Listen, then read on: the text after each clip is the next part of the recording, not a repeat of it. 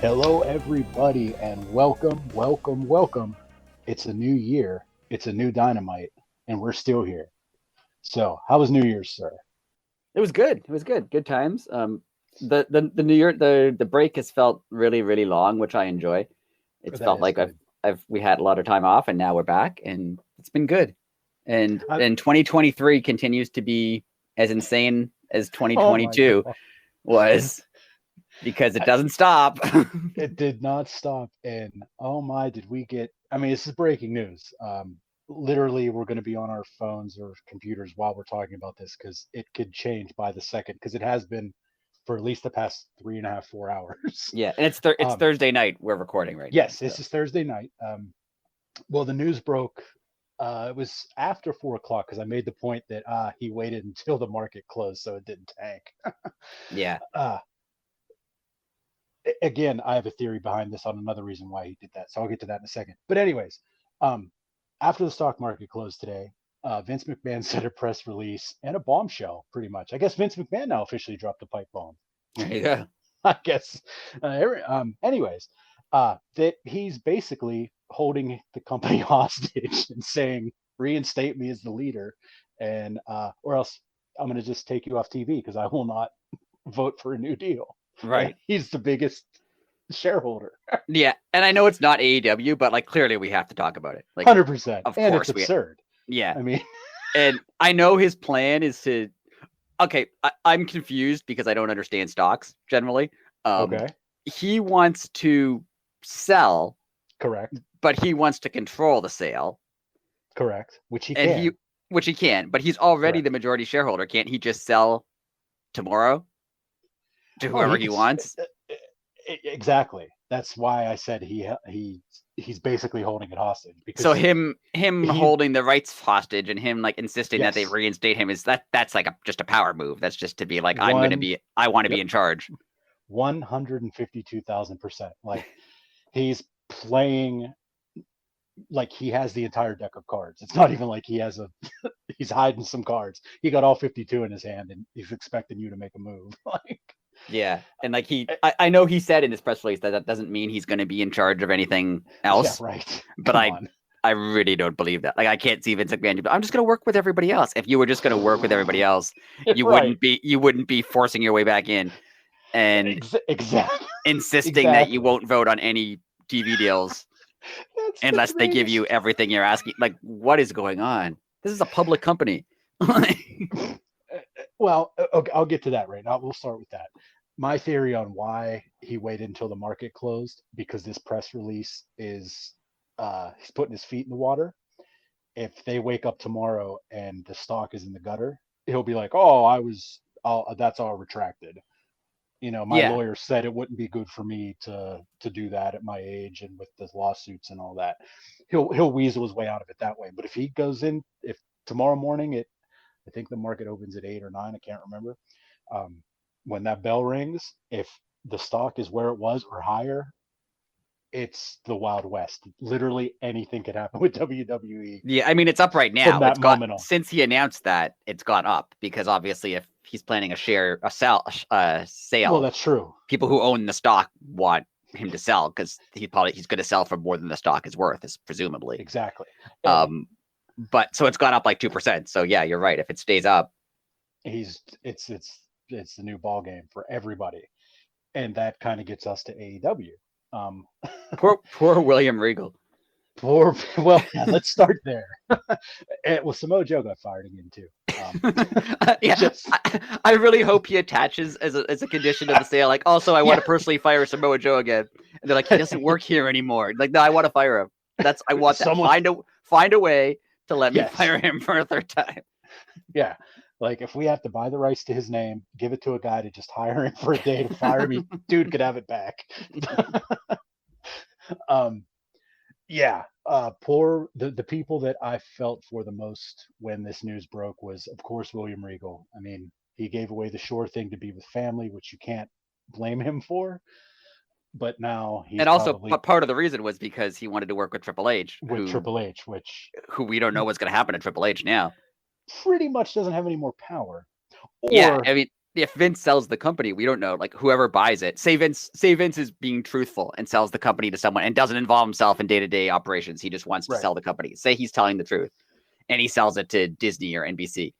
Right. I mean, they could easily just fire Triple H. Like, they don't 100%. Like, they don't need him. They don't like who is he to them? They don't care. Right. Yeah. So, I personally, the safest bet is NBC, because they have pro sports, they have the NHL, they have Peacock, they have their streaming service they want. Yeah, they already have. They work with WWE already. They already have Raw. They already have the network is on Peacock. Like they. So you won't lose much, as in, like, I mean, the WWE is not quote unquote violent, or what, you won't lose much. It'll pretty much be the same product if it's goes to NBC. They're already, NBC's already fine with what WWE is doing because they already work with them in numerous ways. Now, the other hand, if it goes to Disney, then it's a whole new. You don't know what's going to happen with that. Yeah, like, is it literally like superheroes versus villains, and they don't really fight? Are these now stunt people that they would hire in? Like, seriously, are they movies? Like, is it in front of an live audience anymore? Do they tape it in a studio or something? Like, that's true. Yeah, you have no idea. Yeah, if something gets a little too like out of hand, they could cut it, and everybody settle down. We're going to refilm that in a minute. They could, like, if it goes to Disney, it is a totally different company. Yeah, you have like speculation. And no one has any idea. I mean, this is ludicrous. Like, not ludicrous, but this is it's unbelievable that, like, in the last 6 months, when was it that he left? 6 months ago? Right. In the last 6 months or so, we went from Stephanie's leaving WWE, Triple H is leaving WWE, to Vince is actually leaving WWE. Stephanie's the CEO now. To Triple H isn't. Vince is still going to run creative. Actually, no, Vince is not running creative. Triple H is running creative. To actually, Vince McMahon is back and running everything, and wants to sell the company. Yeah, it's and you know that whoever he sells it to, he's going to say, "Oh, but you have to keep me on as president because I'm the only one who could do this. I have all the experience. You know me. I'm Vince McMahon. Of course, you have to keep, especially if it's NBC, because NBC has worked with him for however long, right? They do know Vince McMahon. So, and like, you obviously read his press release, right? Yeah, it makes zero sense, because it talks about how in demand they are. I have to find it. What of Vince? You know how Vince McMahon's weird verbiage where he's like, it's not a title shot, it's a WWE championship opportunity contest. Correct. Like, the headline of that press release was 100% written by Vince McMahon. I didn't even pay attention, but the headline is Vince McMahon takes actions in support of plan for WWE to undertake a review of strategic alternatives and capture unique opportunity to maximize long-term value for all shareholders. Oh, so in other words, it's a paragraph to say, I want to sell the company at the highest price. It's 100% written, but that comes from that comes from the mind of, I challenge you to a exhibition today to compete for a world championship opportunity. Yes, at this premium live event. Yes, Vince McMahon loves to use really big long words when he doesn't need to use really big long words. Yeah, and the press release itself was, I mean, it contradicts itself in the third sentence. I read it a couple times, and I still don't entirely understand it. I love, it starts out about like how great the WWE is and how in demand it is and how blah, blah, blah. So basically saying like, oh, you could put this anywhere and it will succeed. And nope, next sentence says, none of that can be possible without Vince McMahon leading the way. When I read that, I was like, oh my God, he put himself over. He like cut a promo in his...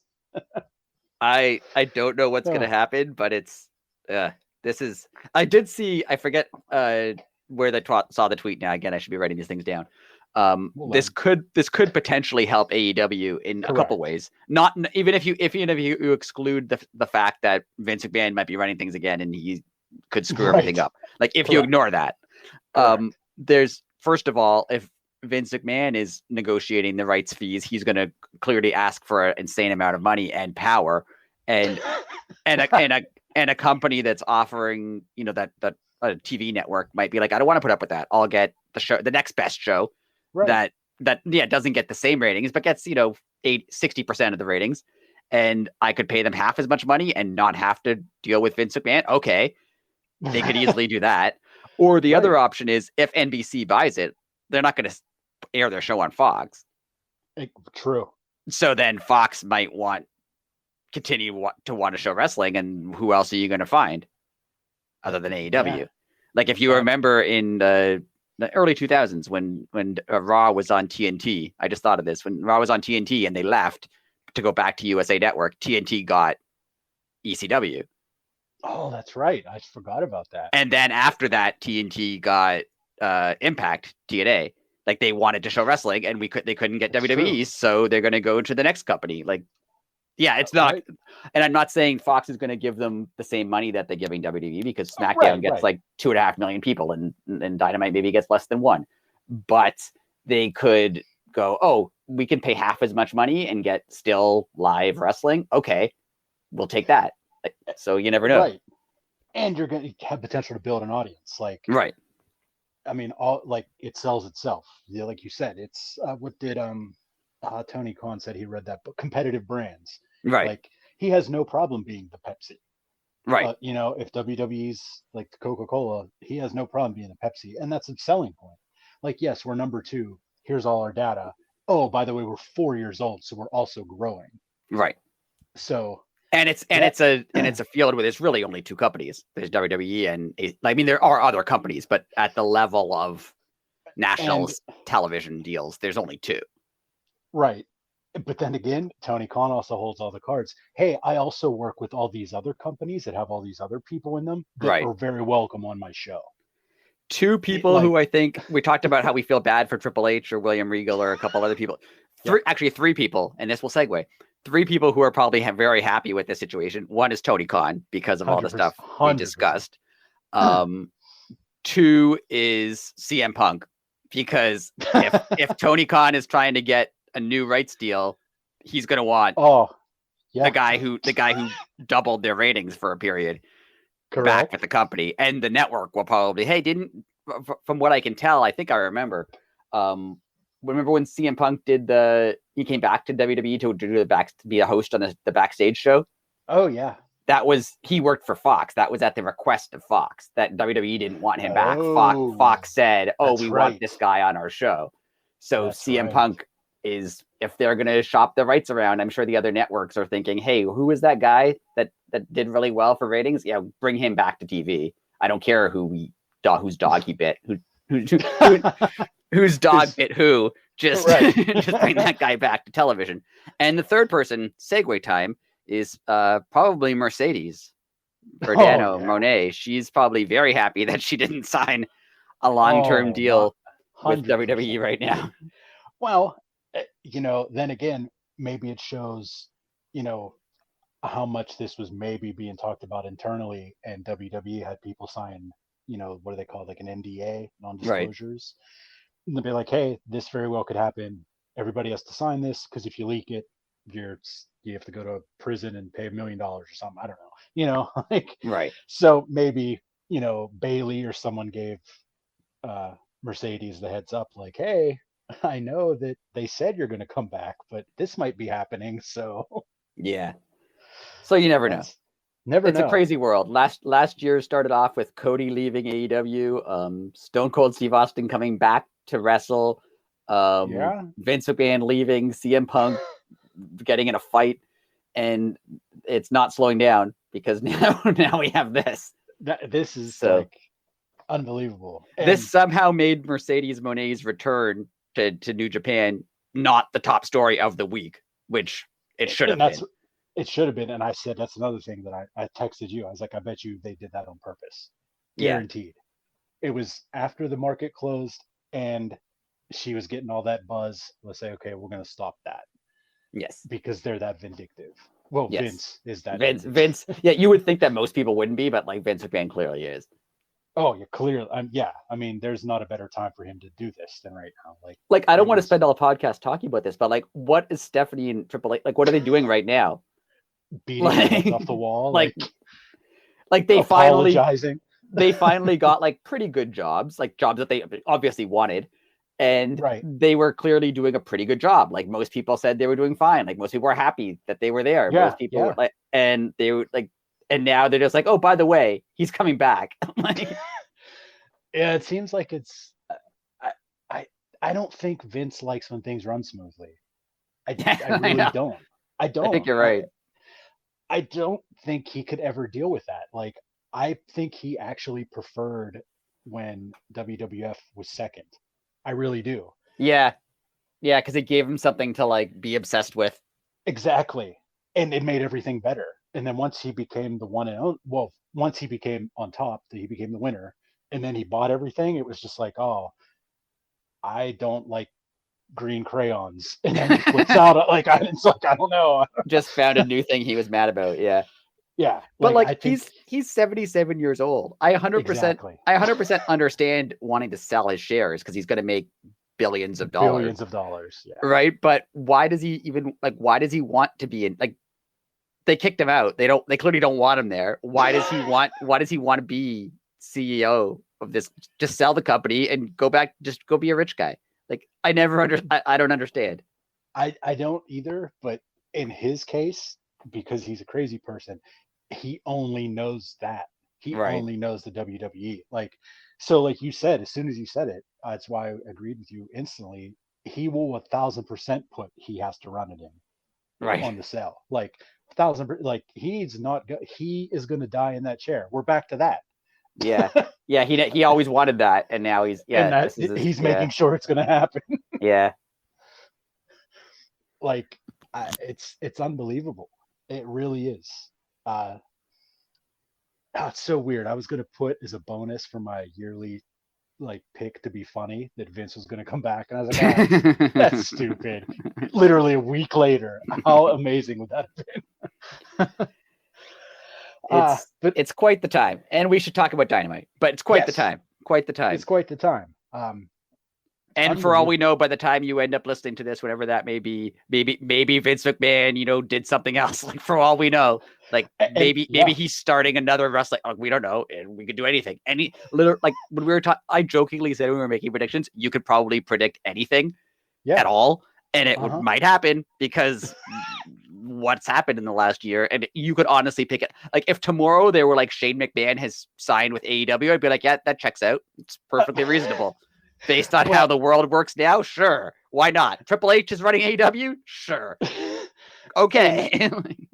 And when that press release was announced from the Wall Street Journal, you went on Twitter, you were able to tell on the tweets who watched wrestling and who was only a business person. Right. Because the business people, it was like the end of the world. And all the people that watched wrestling were like, oh, yeah, totally saw that one coming. Oh, what? It took this long? Yeah, like that's it's like when it came out, like I don't want to go on this for a long time, and I also don't want to make light of any of the allegations against him because they're awful. Exactly, they're terrible. But when all the allegations came out, people were like, "Can you believe it?" I'm like, "Yes, I definitely can believe it." I'm surprised he didn't do anything worse, to be honest. Like, yeah, if there was never a least surprise moment in my life, it was that. Yeah, like oh, Vince McMahon did something terrible. Yeah, of course he did. He's Vince McMahon. He used to do it on television every Monday night to a bunch of teenagers. Have you ever seen Vince McMahon before? So anyway, we should talk about Dynamite, and we're going into it right now. We'll occasionally check the internet during this to, if anything comes up, we'll talk about that too. It could. It easily could. And before we talk about Dynamite, just very quickly, I don't want to make this a whole thing, but if you haven't seen at least the Kenny Omega Will Ospreay match, watch it. So good. So good. Incredible. It's incredible. It was so good it made Vince McMahon come out of retirement. Oh, see, Kenny should make a shirt that says that. Yes. But like, I know Kenny's been injured for a while, so I was thinking like, oh, why doesn't he have matches like that in AEW? Like, he has good matches, and I'm not knocking any of his matches, but like, he doesn't have matches of that caliber generally in AEW. But yeah, he's been injured for like a year, so now he seems to be perfectly healthy, and the match is so good, unbelievably good. And I don't even watch much New Japan, and it's unbelievably good. So if you haven't seen it, watch it. Yes, and I really hope that somehow they end up with a Will Ospreay Kenny Omega match on like Forbidden Door or something, because that would be incredible. I think we're going to get a full-blown feud, and it's going to cross both promotions. That would be I great. think they're going to go back and forth this whole year. That would be amazing. I just get that weird feeling. I have nothing to back this up other than I was like, oh, I bet you they're going to do this for a whole year. I don't know. I mean, Kenny Omega clearly has a love, feels loyal, cares about the fate of New Japan, because like he doesn't 100%. have to go and do matches like that. Like he could put in half the effort if he wanted to, if he was just like, oh, I'm doing that to help out. But no, he clearly cares about his reputation in Japan, and he clearly cares about New Japan. So he'll go, no pun intended, all out for those shows. Yeah. But he's also an EVP of AEW, so obviously he wants AEW to do well. So I could definitely see him being like, okay, we'll do 3 matches back and forth between the two companies or something. That would be really cool. Yeah, I totally, this again, going back to the Vince thing, Tony is going to use this as a platform, like you said, to even like not sell as in him sell AEW, but sell AEW as like a potential for your network. Right. Like I said, these people like, hey, this guy isn't contractually work with us, but we do all this business. These people come and go throughout the year. We're different. We're not like the other one. You can totally sell yourself with AEW as being basically what nobody's ever seen before. And no one is saying, like, no one at this point, I mean, it's not us, is saying, oh, they're going to garner the same rights as WWE. Like, they're not. Right. AEW is not as 100%. Popular as WWE. It's not. And it may not ever be. And if it ever will be, it's going to be decades before it gets to that level. Yeah. Like, but they're the very definite number 2. Yes. And if AEW would go to Fox, you're going to you're going to get the same show you get now, but on Fox. Right. It's people know generally what to expect. Yeah. Yeah. Speaking of knowing what to expect, we got a brand new set, and I purposely stayed off the internet all day so it wasn't spoiled for me. Yeah, me too. I saw a tweet that was like, here's the new set. I was like, nope, close that. I didn't want to see it. I stayed away. I didn't see it at all, because as soon as I was scrolling and I saw it, and I closed it immediately, because I was like, I'm not going to see what that is. I like it. I'll say I love it. I think it looks great. It looks really cool. And it goes back to that one press conference when Jericho was like, we're now a big company and a professional company. We need to start acting like it. That set looks less like an indie show and more like a number 2 company. It looked like a WCW set or an ECW set. Like it's perfect. It definitely feels still like AEW with like the multiple screens, and there are 2 entryways. They're not tunnels, but there's like 2 entryways. Yes. But it definitely feels like an upgrade. Like it is a more big time type feel to it. And I don't know if it's because they were in a larger arena, like they were in the Seattle Kraken, like it's an NHL arena. So I don't know how many people it holds, but it's a big building. I don't know if it's because they were in a bigger building or not, but the show felt like the production felt big. The show felt big. I don't know if it's just because of the building that they were in or not, but it felt great. It looked great. I like the colors. I know they're Raw and SmackDown colors, but like they're red and blue. They're common colors. So who cares? I love how the videos looked on the screens. I think all of it looked really cool.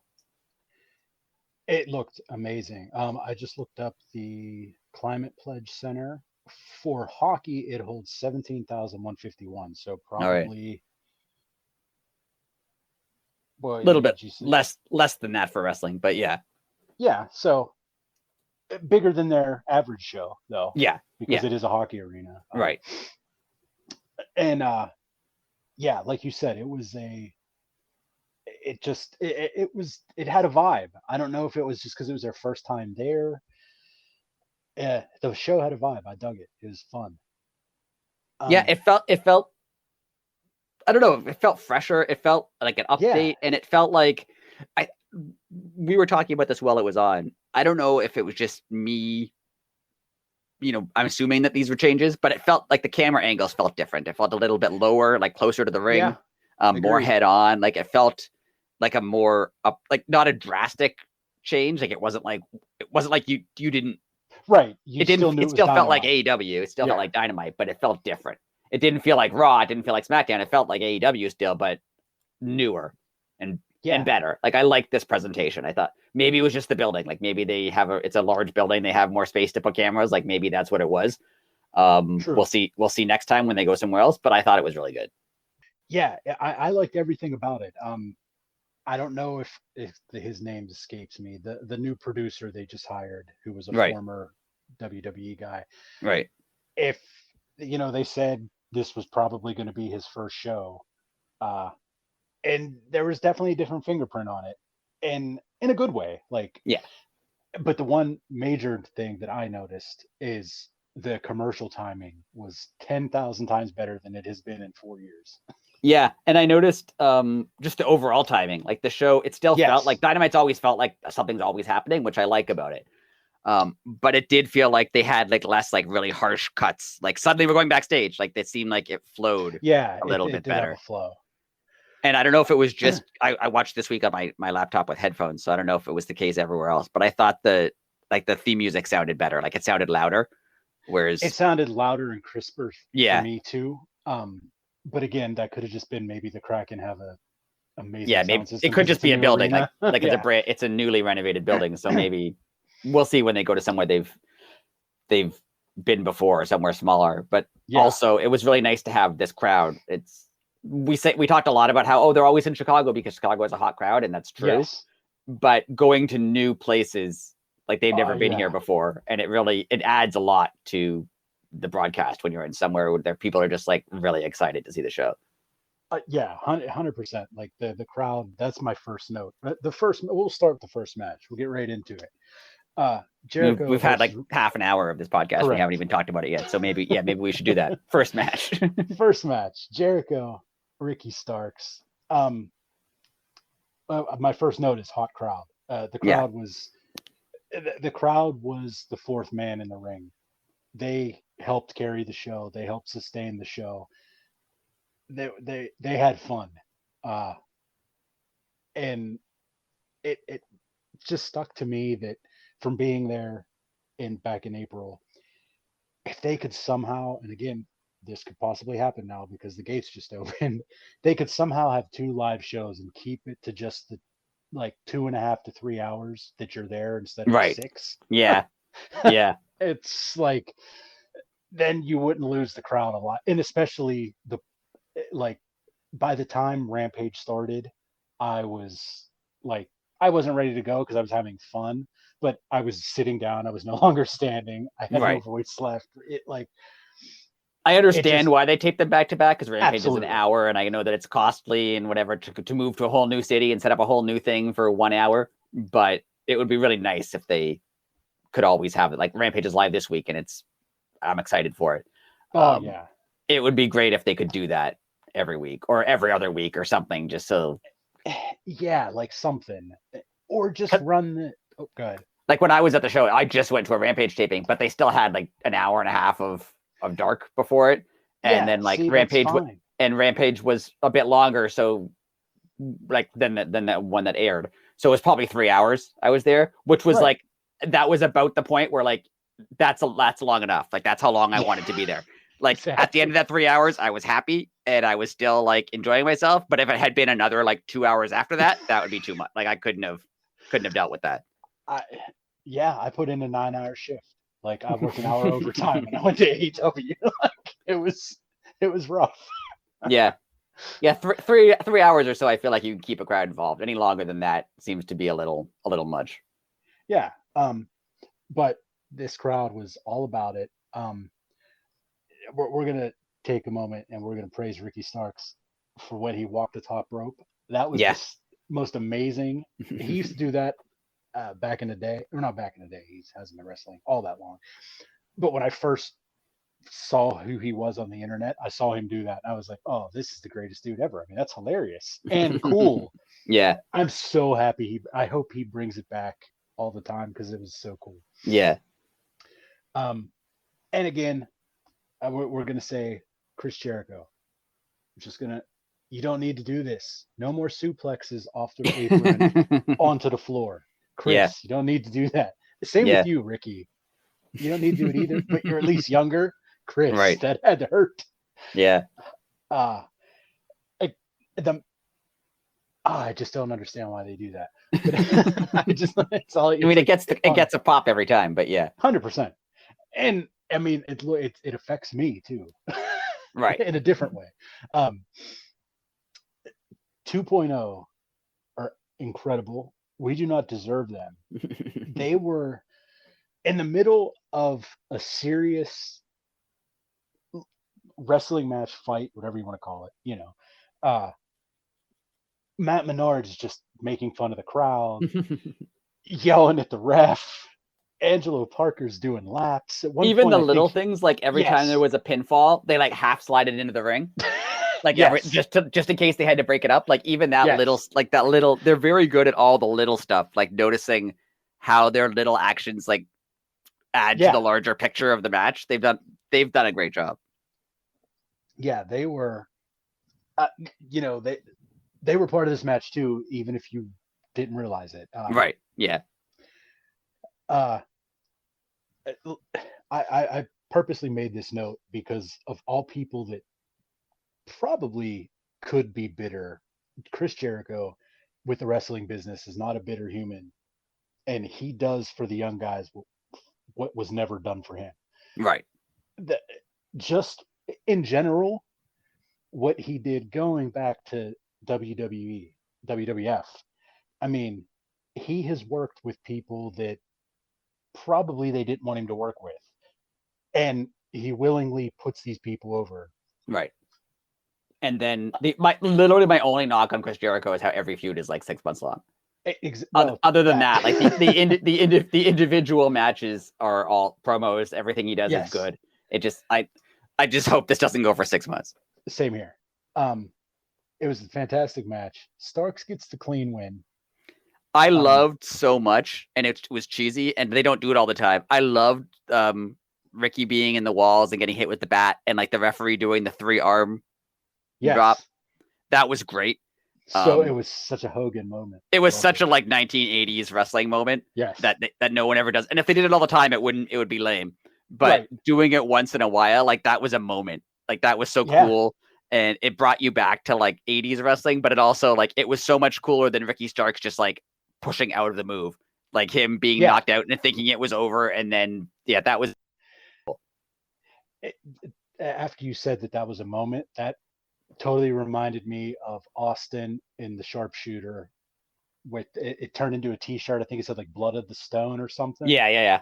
And it was like him, like it looked like he was wincing in agony, and the blood dripping down his face when Brett had him in the Sharpshooter. Yeah, it also reminded me of the time when recently Jericho had Moxley in the walls for like the whole commercial break. Oh yeah. Like he understands how to build drama with like a pretty simple move.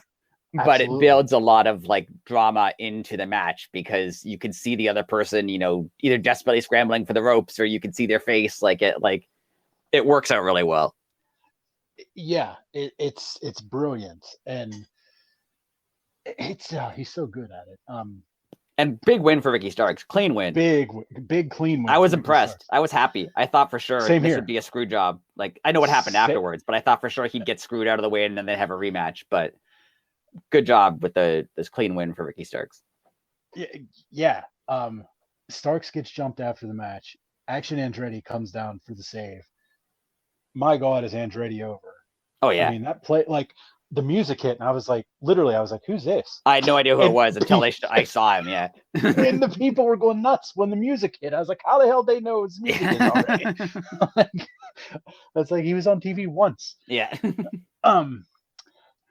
But anyways, it was Andretti came in for the save, and then Hager kind of takes control and just starts decimating everybody. Puts Ricky, power bombs him off the apron through a table. My question for you is, do they work with somebody, or do you think it's just going to be Action Andretti and Starks? Yeah, I don't know, because they're really outnumbered. So I don't know Right. if they're gonna just do, Starks and Andretti against, Jericho and Hager maybe, or if they're gonna, I don't know. I'm not sure. I also want to throw out when Hager powerbombed Ricky Starks, he took kind of a long time to do it. And I really think it's because he ended up losing the hat. I think he really didn't want the hat to fall off during the powerbomb.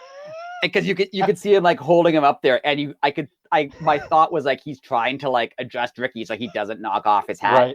Right. But then he did, and then I think it was like Daniel Garcia immediately picked up the hat and put it back on him, like he wanted the hat. So professional. It's amazing. The hat gimmick is we talk about it every week, but I love it. Incredible. It's amazing. It's now merch. But yeah, I don't know. I don't know what's gonna happen, if they're gonna get more people or if they're just gonna be outnumbered. I'm not sure. Yeah, I was trying to think like who could they go with, and the Blackpool Combat Club, I will scream in agony. I was just going to say that's the only people I can think of, because it's not going to be the House of Black. No, it's not going to be the Dark Order.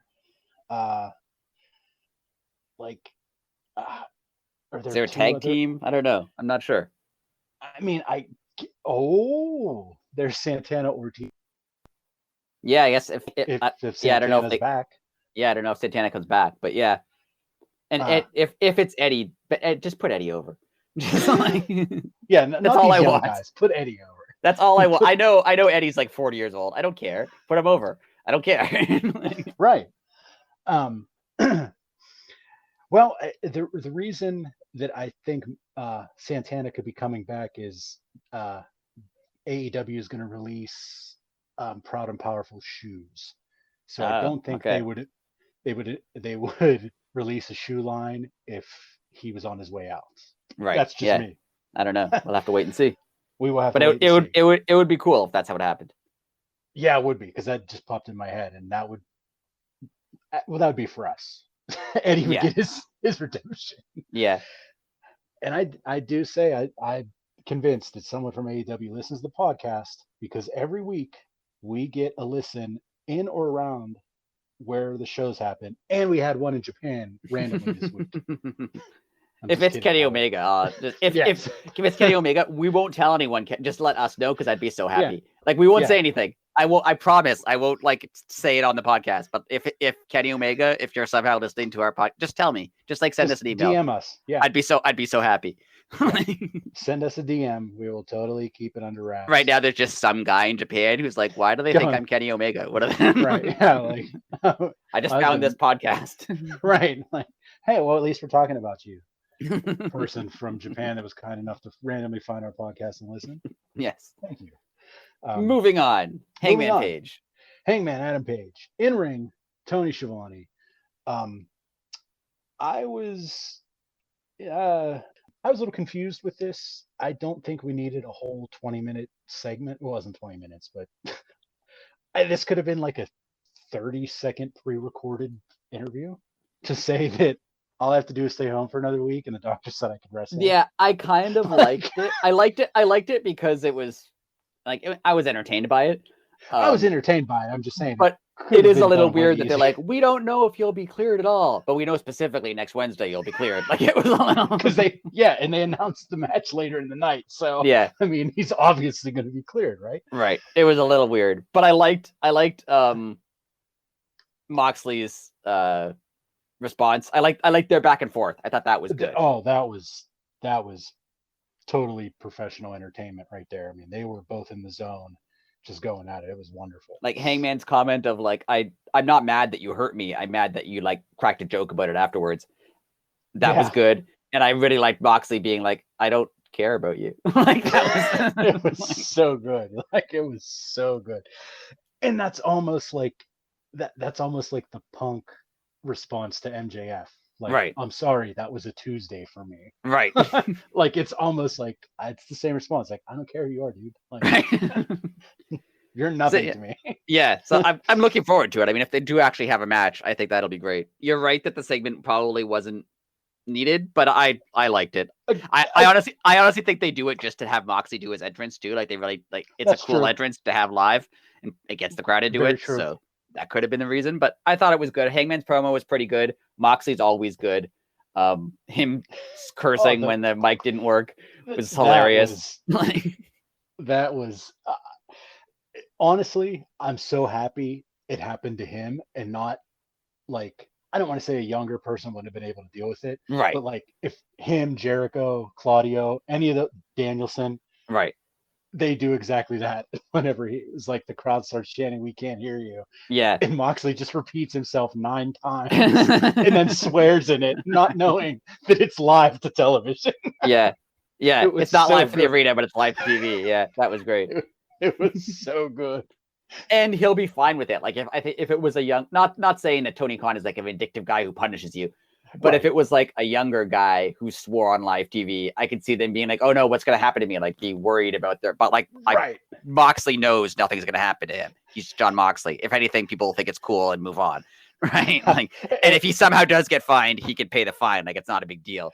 Like, I think I texted you. He doesn't have to worry about it because Renee's backstage apologizing. she's to just like smoothing it over. She's talking to me like, no, it's fine. Don't worry about it. She probably went, "Oh God, John did what? Oh Jesus, I'm sorry. Hold on, I'll be right back."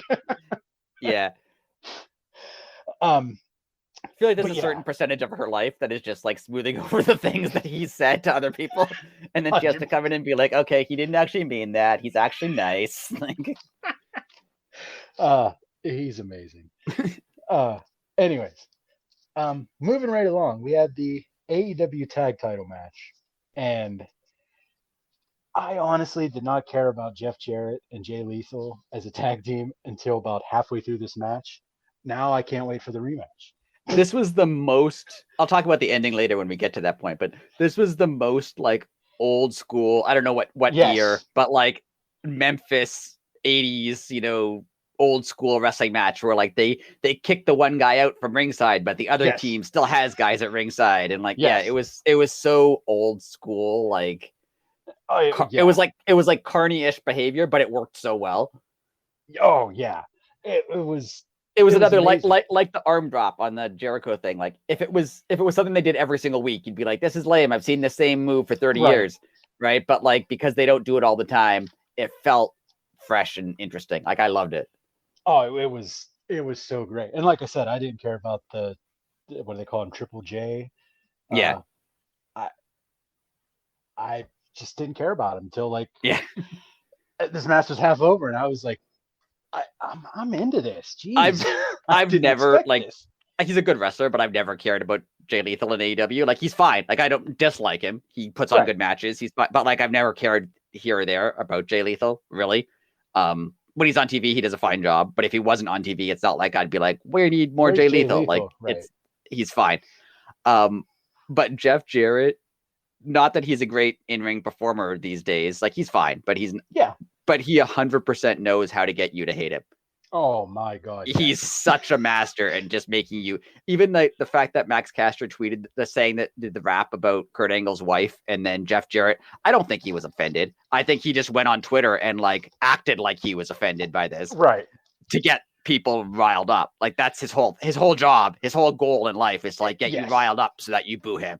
And he does it so well. Oh, if somehow him and Christian became something, like they might get killed because they would make somebody so angry. Yeah, if they were a team, they how like they used to have in like the 70s or whatever, like they'd start riots at wrestling matches because people like were so upset. I could definitely see that, like someone throwing batteries at Jeff Jarrett because they're just so outraged. Yeah. If and as a heel, you're loving every second of that. Yeah. Like I remember, I think Roddy Piper said like, one of his greatest accomplishments was he was on his way to the ring and someone pulled a knife on him. If you step your foot in that ring, I'm going to kill you. And he was like, I knew my job was done for the evening. He was like, not that I was scared, but I made that guy pull a knife on me. A guy that was probably a law-abiding citizen. Yeah, like probably just like some normal guy. He was like, he just jumped over a rail with a knife and said, you're not going to the ring. Jeff Jarrett is definitely a guy who, like, if he would been old enough to wrestle in like Memphis in the 70s, would have got stabbed. Like definitely. Yes. Yeah, he would have said something to like Lawler or something, and it would have made somebody's day terrible. And yeah, definitely. But anyways, again, we're just gonna have to start with Max's rap. TNA now stands for Total Nonstop Acclaim. I love it. It's so good. It's so good. Like these raps are like it's not just a gimmick now. Like they're all fire. Right. Yeah. Like there's talent there. Like, I mean, obviously he's talented, but they're not just like they're funny, they're burns, but it's also like if it was a real song, it would be a good diss track, if Right. that makes any sense. They're Like, not just like generic. They're not just like boring insults either. They're catered yeah. to the audience and the people he's facing. Like it's good. And the world events. I mean, Caster has literally made fun of everybody from the president of the United States to like Right. some dude in the third row. Like, Right. Yeah. He's great. He is wonderful. And of course, we would have definitely thought 2 years ago that Billy Gunn and Jeff Jarrett would be main attractions And in like the main storyline. and listen to the reaction they're getting from the crowd. Like everyone loves Billy, everyone hates Jeff Jarrett, and this is 2023. Yes. And like it is a thing, and I don't want to sound like an old man, even though I am an old man. Correct. We're both those. It clearly shows you that like the stuff that Billy Gunn and Jeff Jarrett learned, like, they're not in the same athletic shape that they once were, though Billy Gunn looks incredible. Yes. Even Jeff Jarrett looks great for however old he is. I could never look like either of them.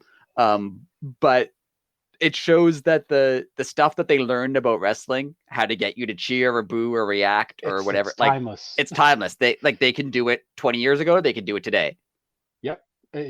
I'm looking up Jeff Jarrett's age right now, and I'm pretty sure some of the stuff the Acclaim does that, like, I'm not discounting their abilities, but like they got over extra when they started having Billy Gunn with them, and I'm sure that Billy Gunn has taught them things that, like, a way to get the crowd to pay attention. Do this little thing instead of when you do this, do it a little this way, and just that'll get the crowd more interested, and it's working. All right, I would have never guessed in a million years that. How old are you? 41, 40? 41, yeah. You're 41. Okay, I'm 43. Jeff Jarrett is only 12 years older than me. He's just been wrestling. He's just been wrestling forever. Yeah. But that makes no, like, was he like in WWE or WWF when he was the first Jarrett in like 90? Yeah, he was like there at like 93 or something. Yeah. Yeah. So like, let's see, in 93 I was 13. Well, okay, he was 25. Yeah, it's unbelievable. He was just really young for, yeah. It's just that, I mean, I guess because all I have to say is, obviously Goldust was there too. Like, yeah, and I never saw Goldust as that old. You looked him up. I looked up his Wikipedia, and you know how they at the top they have like they break down into like different categories, and usually based on the company. Look at the list of companies he's worked for. Oh, it's probably been everybody. It has early career, World Wrestling Federation, World Championship Wrestling, return to WWF, return to WCW, World Wrestling All-Stars, TNA, Total Nonstop Action, AAA, IWA, return to AAA, Wrestle One, Global Force Wrestling, New Japan, return to TNA, Impact Wrestling, return to AAA, return to WWE, Game Changer Wrestling, National Wrestling Alliance, third return to WWE, All Elite Wrestling. Yeah, you're right. Unbelievable. He's been everywhere. Been everywhere. He wrestled for the WWF just 3 separate times, 92, 93, and 96. And that's just the WWF, yeah. Yeah, that was just the WWF. Yeah. Wow. Unreal. And I just want to say, we'll skip ahead a little bit because it's taking a long time. Yeah.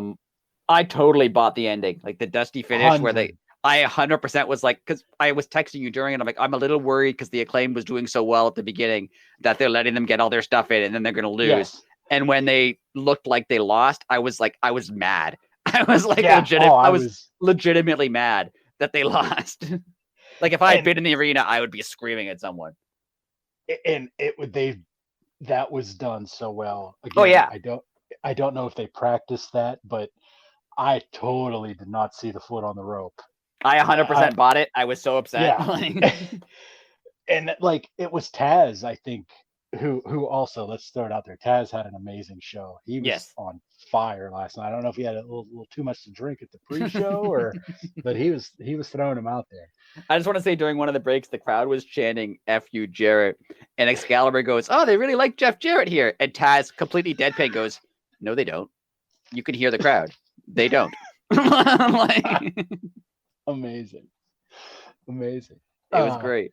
But yes, wonderful. I bought the ending. I was totally sure that the Acclaimed had lost, and I was ready to go on a tirade, but then they didn't. So good job. And these people that are mad on the internet because they gave Aubrey like the spot, like that's her hometown. Oh, people are mad at that? That's insane. Yeah, that's her home. Yeah, and she's like one of their most well-known officials. Like, yeah. And what wrestling company ever did you know where a referee was from? Right. And where did they ever, like, other than Earl Hebner, like, right. You probably don't know many referees' names. Right. Yeah. So the fact that they did that for her proves that, like, they really do care about every single person. Like, the referees. Speaking of which, I love that, when they go to a new town or a town, they like highlight the wrestlers who are from that town. They highlighted Darby, they highlighted Swerve and Danielson and Art Darby, like the people who are from that area. They make it they do something for them, like they make it special for them. When they were here, they did, they had the bunny involved, they had Ethan Page, like they're the polar opposite of WWE, where Vince McMahon's thing is like, oh, this is your hometown, you're gonna lose in the most humiliating way possible, because we want to show that you mean nothing, right? Like, yes, you're having a pudding match in front of your entire family, and then you're gonna lose, and then we're gonna like mock you on the way out. Yes, yes. And then the milk will be spoiled that they make it with because you stink. Like, and then Vince will come out and like spit at them on the way out. Just so they know. Just because you're from here doesn't mean you're anything, kid. But yeah, I love how they made it special for all the people who are. So if anyone's annoyed at that, like that's go outside. Like, like why? Like, no one's allowed to have a moment. Like, come on. First off, it was an awesome moment to like. It worked. Like, it wasn't just like, hey everybody, let's cheer for Aubrey because she lives here. And it was like, and it even made sense because sense. like extra referees came out to deal with like Sanjay and Satnam Singh. Like extra referees were there, so it's not like she was in the back and came running out just to call that spot. Like she was already there. Yes, exactly. So it was, again, we always say AEW is like real sports. It's, like the one official misses the penalty, there's another official who can call it. Right. And they explained why she was there in the first place. Like they did, it was good. It was really good. And I totally bought it. And the dusty finishes always, again, another thing, if they had done them all the time, too much, but because they don't all the time, it was great. And it makes me think, like, I just realized this right now, that Dusty's wife passed yesterday. I wonder if they did that for the Rhodes family. Right, that's true. Because it is known as the Dusty finish. I mean, right, that's true. I didn't even think of that.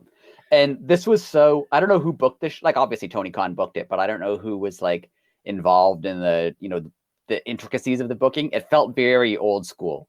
Very old. The whole show felt like very old school booking. Like, I don't know if they did something different or if someone backstage, they have a more old school booker method. Whatever it was, it felt very, very old school but modern. Like it was a well-booked show too.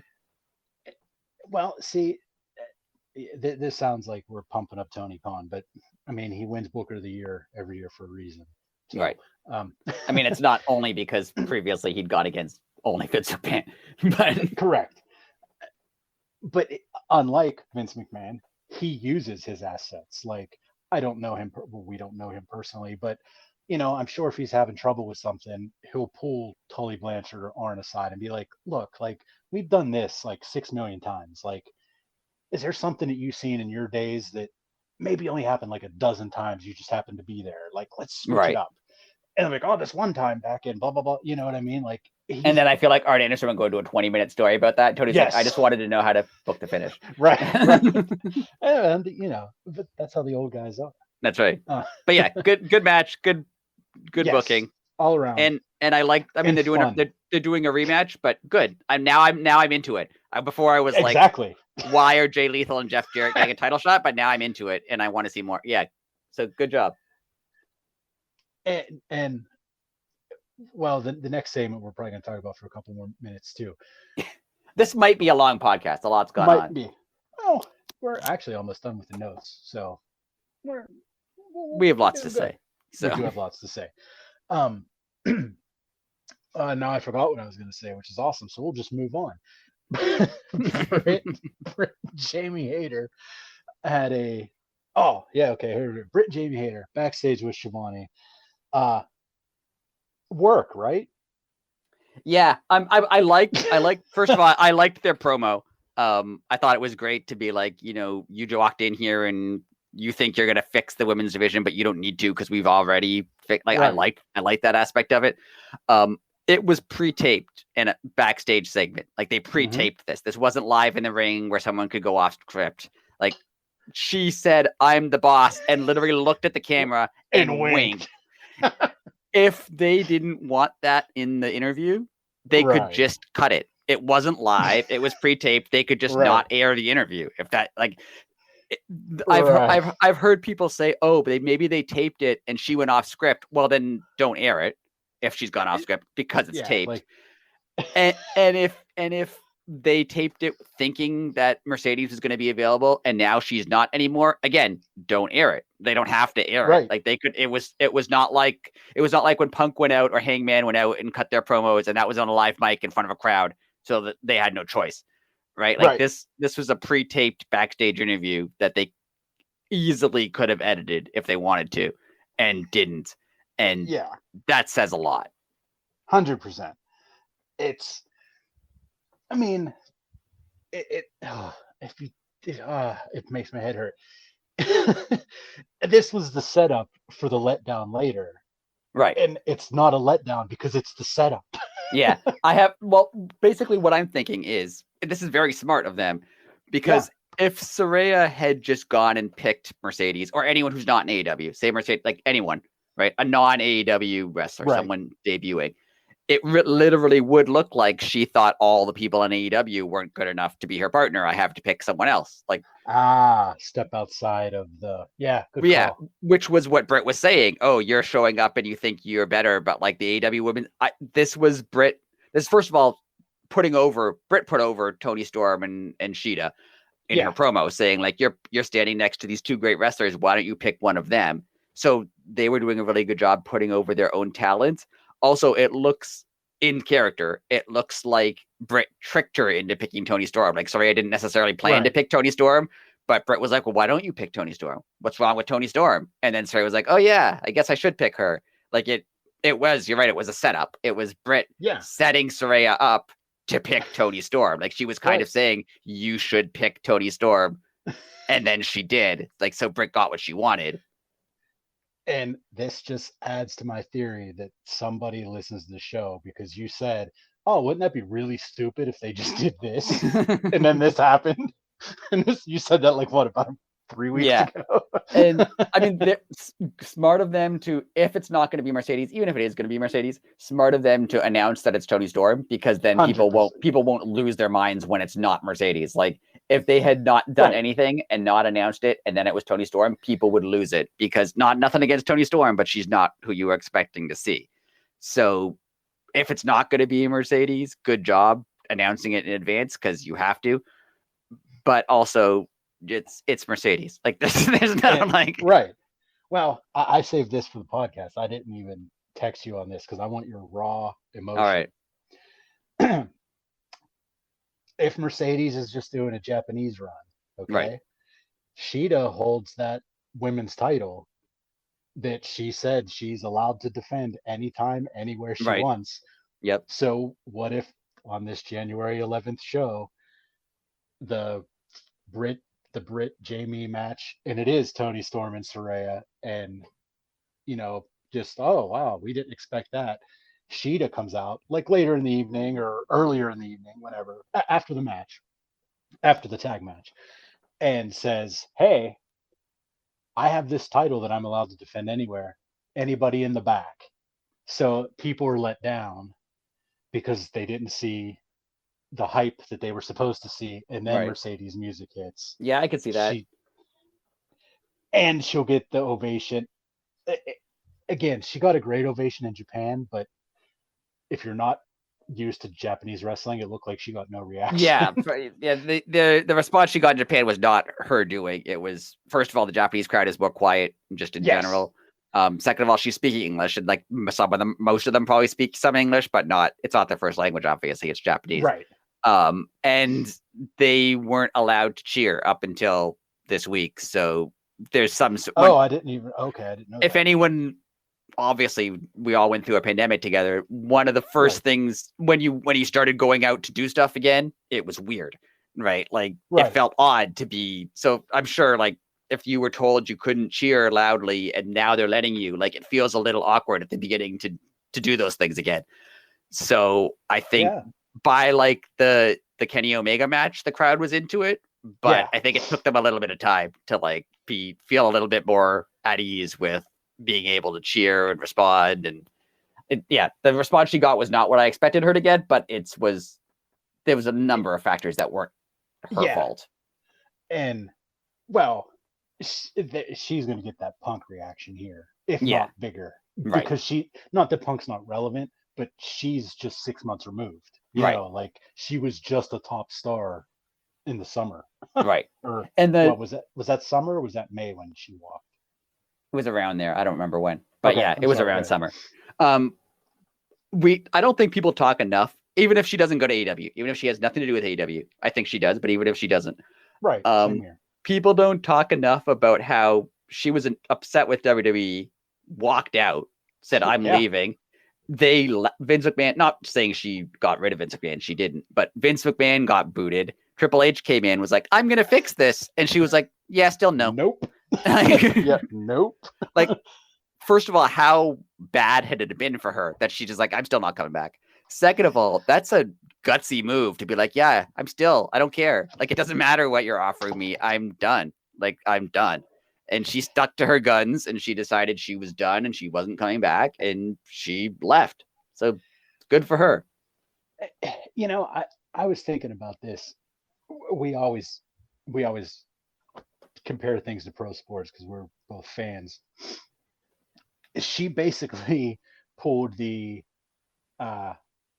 I'm going to sit out of training camp, right? Because you're not going to negotiate my contract with me, right? Or like, you know how athletes do it, right?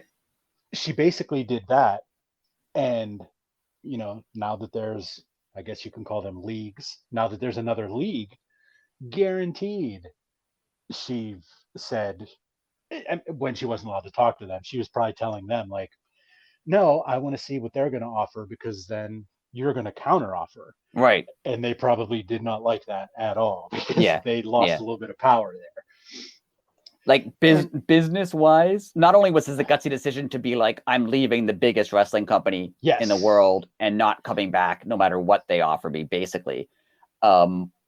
Business wise, she's super smart to like put them against one another. And like she was still under contract and somehow she managed to not only get out of that contract, but get a lot of money somewhere else. So that's impressive. Very few wrestlers have done that. I was talking to you independently. Like, how many wrestlers have walked out of WWE well under contract and wrestled for someone else? Like, it's very small, if any. I couldn't think of too many. Yeah, like we figured out like one or two, but that was about it. Yeah, because it's not like she waited for her contract to run out. She somehow got out of it. She got out of that contract somehow. I don't know how she did it, but she somehow got out of it. Every other wrestler has had to sit and wait for like 2 years or whatever, however long their contract was before they could work somewhere else. Wait. Right? Like Pac didn't Pac wait for like 18 months for them to like just release him eventually? Yep. Like she somehow got out of it. And she couldn't compete again until January, but that's still pretty good. It makes you think like, what is the pay division there? Are there like some people making like millions of dollars and then some people making like 20,000? Because why was she able to afford a lawyer and someone like Pac, who obviously knows how the business works, like why did he have to wait a year and a half? Yeah. I mean, I think the pay division is there's a big disparity between the top guys and the not the top guys. But I also think she just like she had the guts to do it. I think most wrestlers were like, I want to leave, and Vince McMahon and whoever WWE was like, well, you can't. You're not going to wrestle again for 2 years. And they were just like, well, what else am I going to do? And just that's true. I think she just put the extra initiative in and extra effort and like found someone. And maybe she has better connections because she, knows people in other industries. Maybe she just has, I don't know. She seems like she did. I mean, Brock Lesnar's the last person who kind of just did that, who just walked out on them and didn't come back for a long time. I was going to say before that, didn't we figure out that was Rick Rude? Yeah, and I don't think he had an actual contract. I think he had like a pay per appearance thing. I don't think he was under. That's right. I don't think he was under full. The last thing I could think of was the other direction, like when Ric Flair left WCW and with the title and went to WWF. Like that's the last time I can think of a wrestler just walking out and showing up somewhere else. It was we figured it out. The woman, she threw the title away on. Alundra Blaze. Alundra Blaze. I forgot. I knew we figured one out. I think she was the only. Yeah, she was the only one who could think of that. Like left under contract and showed up somewhere else. And we don't even know what her contract situation was. Maybe her contract ran out. I don't know. But it was because a lot of people say that was the reason that the Montreal Screwjob might have happened. Right, and that was part of the reason why they ended up signing people to long-term deals. I think before that they didn't. They signed you to like a couple months at a time. They didn't sign you to like a full 5-year deal or whatever. And that just blows my mind. Like again, I understand that it was like a secretive business, but how did wrestling survive this long, like well over 100 years, and 95% of it is based on human trust and handshake agreements, and it worked up until like 15 years ago. I think it was Brian Pillman who was the first one to sign like an ironclad like long-term contract with WWF. Before that they signed them to like very short deals, and only when people started leaving did they start offering them longer deals. Like everyone today, to this day, people credit Kevin Nash and Scott Hall for like raising the salary expectations of wrestlers, because before, like Bret Hart would be like, I worked 400 shows this year somehow in 360 days. Right. I worked double, and can I get a raise? It's like, no, I can't do it. And then I think, okay, I'll work another 400 shows. Like that was Whereas Kevin Nash was just like, yeah, I'm not doing that. That's not gonna happen. I'm just not gonna do it.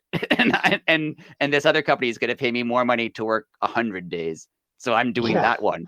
And why wouldn't you? Right. So good on her. Even if she doesn't, I obviously we want to see her in AEW. Even if she doesn't come to AEW, good on her. It makes everything more interesting. And the fact that makes everything better for the people in the industry. And the fact that nobody knows what's going on, I love. Like it's amazing. None of the wrestling journalists, the Brian Alvarez's, even the Sean Ross Sapps, like none of them really know what's happening, and it's great. Again, all jokes aside, if last night, if I had texted you and be like, "Hey Rick, I just have this feeling Vince is coming back tomorrow," we'd have laughed for half an hour. Right. And we'd have just been like, "Oh, imagine that," and then here we are. There's really a part of me that hopes, and I don't know if this is true at all. There's really a part of me that hopes that like at some point last week, CM Punk and Mercedes were just like toasting, being like, good for us. Look at us. Nobody knows what we're doing. We managed to, the wrestling world's been talking about both of us 6 months, and nobody knows what we have planned. Nobody knows what we want to do. Nobody knows where we're going to go. Nobody knows what our plans are. It's great. It's amazing. It is. The last time I remember a time like this, the internet just didn't exist. Right. It might have existed for like the military, but like literally like 93-ish, 94. Yeah. Seriously, it was like, even when like Kevin Nash and Scott Hall left to go to WCW, like I read about it, like so old I am. I read about it in the newspaper that their WWF that their WWF contracts had run out and they were going to WCW. When Bret Hart's the whole thing, that's when I first got on the internet. And I remember reading, like everyone knew what was happening in those situations. Yes. Nobody knows what's happening here. Like with Mercedes, with Punk, like nobody knows how much of it is work, how much of it is real, what companies they work for, where, like no one knows if Punk still has a contract. No one knows what Mercedes got. Like no one knows any of this. And it's wonderful. Yeah, like I was just going to say, like Punk could have no contract, he could be fired, or he could have taken Cody's place as an EVP. Right. We have no clue. Right? Like, we don't even know where is Mercedes now? What country is she in? Nobody knows. It's great. just randomly, did you see her like her Snapchats have been screen capped and put online? No. Like it was her holding up, like she made like the front page of like the newspapers, Okay. and it like it's all like in Japanese, but like Right. in English it says like ex WWE star, and she put Right. emojis over the WWE, so it says like X, and then there's like the funny face emoji, Right. and it's like, oh, she gets it. She's gonna make them look bad too. I really hope that she has like old pictures she's taken of her like on tour in other countries and just start posting footage of her being like in France or like in Oh, China that would be or like incredible. just randomly like in different cities so no one knows what she's doing. Like, That would be unbelievable. Like, here I am in Milwaukee. What right. the hell she doing in Milwaukee? Wait, wasn't she in Germany yesterday? Yeah, it'd be great. Oh, that would be amazing. Anyway, we should move on. Anyways, we're gonna get Jungle Hook. Jungle next week. Hook. I'm so excited. It's unreal. They're somehow the coolest tag team. Like they're both cool guys. Like they seem really cool. Yeah. Like it's great. It'll be fun. And come on, we know that this shirt is probably already in the books, but all you do is get a white T-shirt in the Jungle Book font and make it say Jungle Hook, right? And it sells. You make boatloads of money, right? I will buy one of those. Like, yes. Those are, and okay, we do realize that they're also going to tag more than just this one time because they kept stressing that it was specifically saying just one time. Yeah. It's when it's our we mentioned before. Anytime you say something in wrestling is only is never going to happen or only happening now, it's happening like 10 more times. Yeah, 10 more times. It's just like whenever they said that they called the network and they get as long as it takes. When the show's going to end at 9:59. Right. Right. So yeah. So yeah, we're going to get Jungle Hook next week. It's going to be incredible because anytime Hook's in the ring, it's fun. And this new Jack Perry is amazing. I really, really, really, really hope this match is incredible as I think it's going to be. Like, I think Big Bill really has something to prove to. Yeah. I'm not trying to bash WWE because we've done that a lot today, but like, hey, you shouldn't have fired me. I think that's the statement he wants to make in his first match. Yeah. On a stage. Like, he's wrestled indie shows, but yeah, it's gonna be. I think it's gonna be something special. Yeah, I agree. And I think it might be Hook's one of a longer match for Hook, like a real actual match where like he could end up in trouble for a while and has to battle back as opposed to just a regular Hook match. Yeah, this is gonna be like, I don't want to say Hook's first challenge because any wrestling match is a challenge, but this isn't going to be Hookhausen. This isn't going to this is going to be a real tag team match. Again, no disrespect to Danhausen. Danhausen is my man. Right. But yeah, it's going to be more of a match and more of a fast paced match because everybody can move in this match. So they're going to go. Right. Oh, it's going to be good. Danielson versus Nice. Tony Nice paid the jobber price last night. Yes. It started out amazing because I even wrote down that my first note is crowd is hot. This match is going to roll. And then like my next note is Danielson clean win. Wasn't as good as I thought. It wasn't that long. It wasn't that long. I think two things. One, it was there to put over by Danielson in his home state. It was. I also think this is the one part, and I'll talk about it more when we talk about the promo that aired after this. The timing seemed off both in the match and in the promo that went after it. Like, I don't know if the match went too short and they dragged out the promo for that. The show had very good timing throughout, but there was weird timing in this whole segment. Yeah, something was. I agree. Like, something was just off. Like, and again, maybe nothing was off. Maybe they just had an off night. You know what I mean? Sometimes things just don't work, especially in TV. Sometimes things don't work.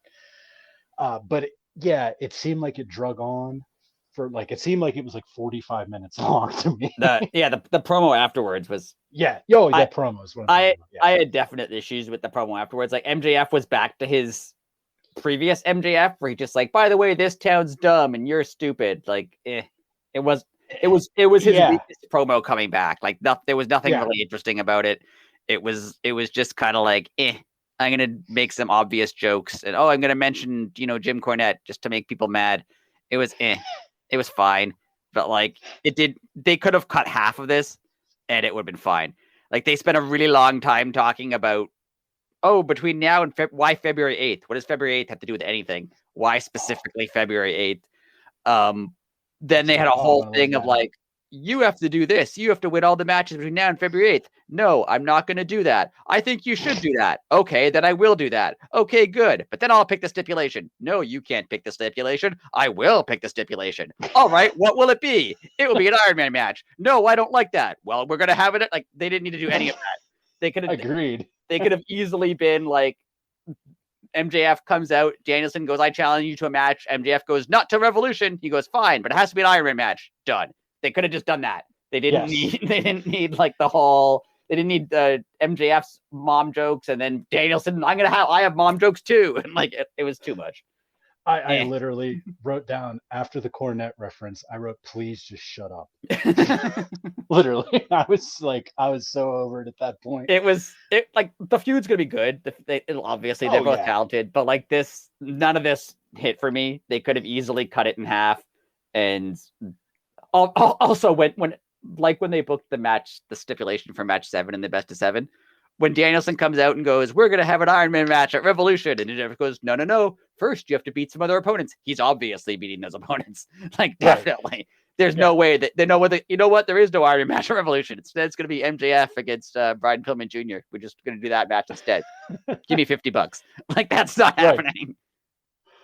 I have the hardest feeling that either the last opponent is going to be Punk, or Punk is going to help MJF retain. Okay. That's just as soon as that segment was over, first thing that popped in my head. I was like, oh well, Punk's obviously he's going to make Danielson wrestle Punk to get to him. Yeah, obviously. I just looked now. The January 8th Dynamite is like in El Paso, Texas. It's not even in a specific. Like I thought maybe it was going to end up in Long Island or something, but it doesn't. It's just a regular match. It's just a regular episode of Dynamite. Like it's nothing. There's that's like February 8th. Wonder why. There's no significance to February 8th at all.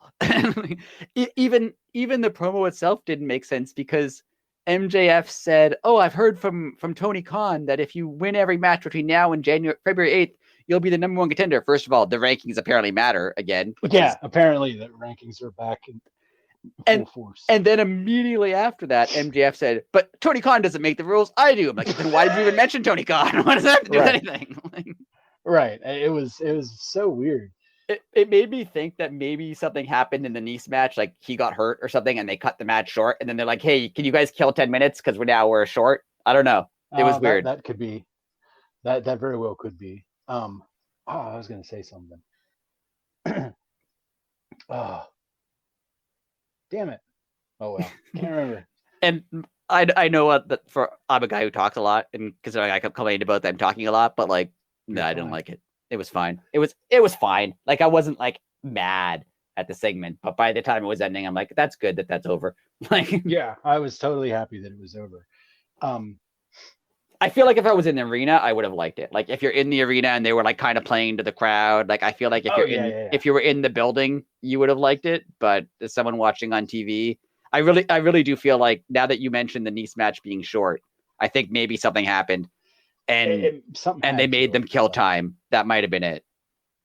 Yeah, like they had to have like you said, either Nice got hurt or, I mean, that match should have been way different. I mean, Tony Nice is too good of a wrestler to be jobbed out. So I bet you're right. I bet you, like I don't want him to be hurt. I just hope that it was a bad segment, but him being hurt makes a lot of sense. Or maybe he wasn't even hurt. Maybe like just something went wrong in the match, so they ended it.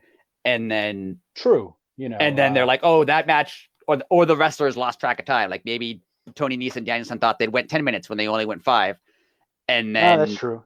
And then then when it ended, they're like, okay, you have to kill some more time because that match was short. So talk about his mom for 5 minutes. That's just going to get people to pay attention. 100%. Or Danielson got wrapped up in the fact that it was his hometown and wanted to, I don't know. It was weird. Very weird. But hey, we're going to get And William Regal doesn't exist. And again, now Yeah, he's not. William Regal. Now he's not. Now he's not mad about William Regal at all. Now he's Yeah. just mad at MJF because he's annoying. And we're gonna get our first Iron Man match. Well, second Iron Man match. the Kenny match. Omega and Pac had one, but Yeah, I mean the match itself is going to be great. Like it's going to be a good match. Oh. I want to see where this feud goes. They're both this segment notwithstanding, like they're both entertaining on the mic. They're both great characters. It's going to be great. This segment was just odd, but it doesn't mean like I'm down on it. Like I feel like they can come back from it. Oh, and speaking, not that this is a bashing WWE. Yeah, it's a bashing WWE podcast. I don't care. Yeah. That's what we're doing today. 100% today. We're allowed. The fact that Daniel Bryan, main evented WrestleMania for the title against Roman Reigns and Edge, and then was like, I'm still leaving, and then just left. Yeah. He main evented that. Then he main evented SmackDown against Roman Reigns a couple times, and then was like, okay, I'm done, and just left. Like I was thinking this. All CM Punk wanted in the world was to main event WrestleMania, and they wouldn't give it to him. And then Bryan Danielson, they gave him several WrestleMania main events. He's like, I'm still leaving. Yeah. Oh, that's what I was gonna ask. Punk pointed that. So go ahead. I don't want you to lose your spot. Go ahead. No, have Danielson and Punk ever wrestled? Yes. Oh, not in AEW, but they did in WWE. I think I mentioned this. They wrestled in WWE on the undercard of a John Laurinaitis match. Yeah. Yes, I forgot. Yeah, they were on that WrestleMania. Yes. So okay, I'm still sticking to my guns. I bet you we get a Danielson Punk match out of this. That would be cool. That'd be really cool. It's either gonna be in the build up, or Punk's gonna be full blown heel with the devil himself. Yeah. I just love segue. Punk pointed out when Danielson came to AEW, he was like, when Punk was talking about it, he's like, I had problems in WWE. Like I didn't get along with them. I didn't like it there. I left because I didn't like my time in WWE. Danielson liked it. They treated him pretty well. He liked being there, and he still left. Like it was still like, yeah. Well, like you said, I mean, he wanted more days, and they were like, no, we have to protect you. So you can only wrestle 500 matches a year. He's like, that's not enough. Yeah, I want to go to Japan too. You told me I couldn't wrestle in this high school gym in front of 30 people, and I wanted to. Yeah. Well, they had to limit Mox on that too, though. Yes. Yeah, Mox and Danielson are both they're intense. People. They're very intense. Yeah, they're very intense people. Yes. Moving on. Swerve versus AR Fox. Wow. Great match. I just want, before we talk about the match, the fact that we still don't know the guy's name. My very wonderful. My very first note. Taz, and I have in quotation marks his actual quote: "Painted face man henchman at ringside." I was so happy. He said we have Parker Bordeaux and painted face man henchman at ringside. He also called him Painted Face Man Jones later. He did call him Painted Face Man Jones at one time too. Taz is great. Taz is amazing. And I hope they never tell you this guy's name. I hope ever. Same, yeah. I hope. I hope like years now. I hope he's a wrestler. I hope he like has had several matches and like won a title. And they still don't tell. He still doesn't have a name. He's still just that guy. Question mark. Yeah, he's that guy. He's the one who's with Swerve, who's not Parker Bordeaux. It's the other one. he's the other guy. Yeah. It's incredible. It's hilarious. Great. It makes my face hurt because I laugh. I just look at him and laugh because I'm like, I really want to know what his name is, but then I don't, because then it's over. Then I don't care about Taz him. Coming up with names for him is amazing. Like I hope every week Taz gives him a different name and just calls him something else. It would be great. Painted face man henchman is like, I hope it's his name. If he comes out, he was like, actually, Taz was right. 6 months ago, I am painted face man henchman. That is my legal name. Here's my birth certificate as proof. You'll see on my driver's license, it says.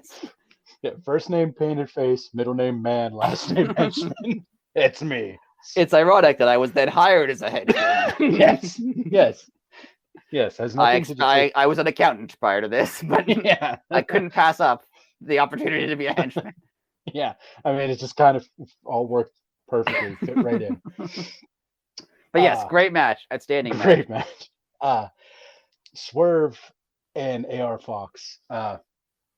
Me and you both went back and watched the kill shot and whatever AR Fox's name was. Dante, I think it was.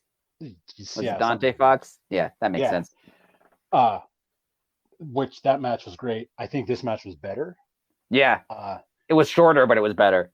Yeah, and I was just gonna say it shows the maturity and like the experience that they gained. Yeah.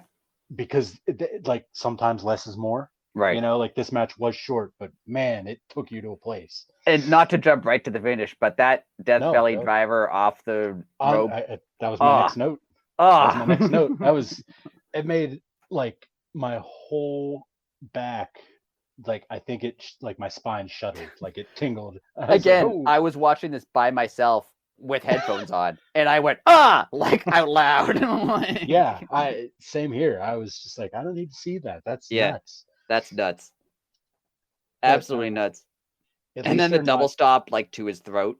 The double stomp was a little gnarly, but cool.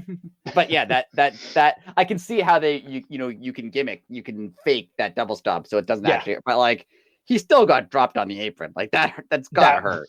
I don't care what anybody says. Like you could do that 10 times out of 10 and you're hitting 10 different places. Right. Like, that's not the part of the ring to do that. Yeah, you can't be like, oh, we practiced it, so he's fall. Like, no, you can't. Like the thing that makes me nervous when they do that, like on the outside of the apron, is like someone's going to get caught up in the ropes one day, right? And it's going to be nasty. Outcome. Yeah.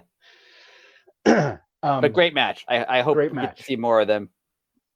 Oh, definitely we're going to.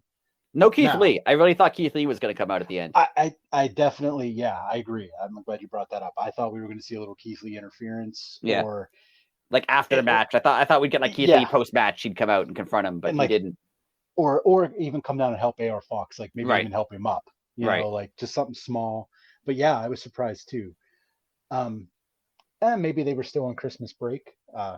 Yeah, or like he could just be selling getting hit with a cinder block in the chest. That's so true. Maybe that's. But either way, part of the. Yeah.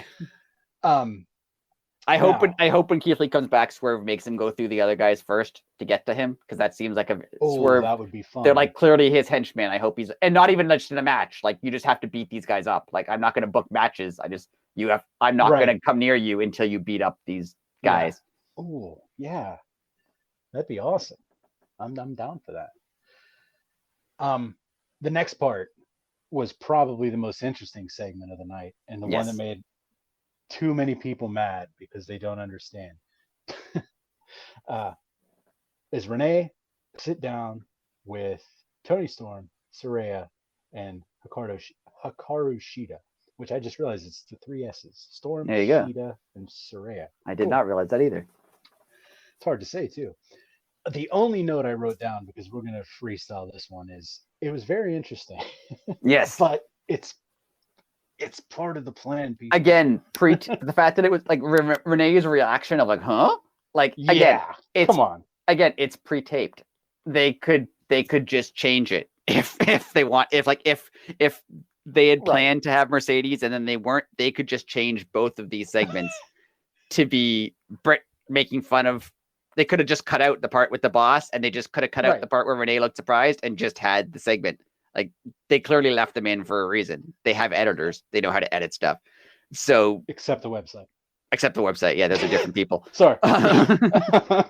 But yeah, clearly, I think the way it's going to go is two ways. I think potentially on Rampage or in the middle of the week on social media, I think Saraya could go, "Oh, Shida, I didn't realize you were upset. I didn't mean to slight you by picking Toni Storm. That wasn't my job, my goal.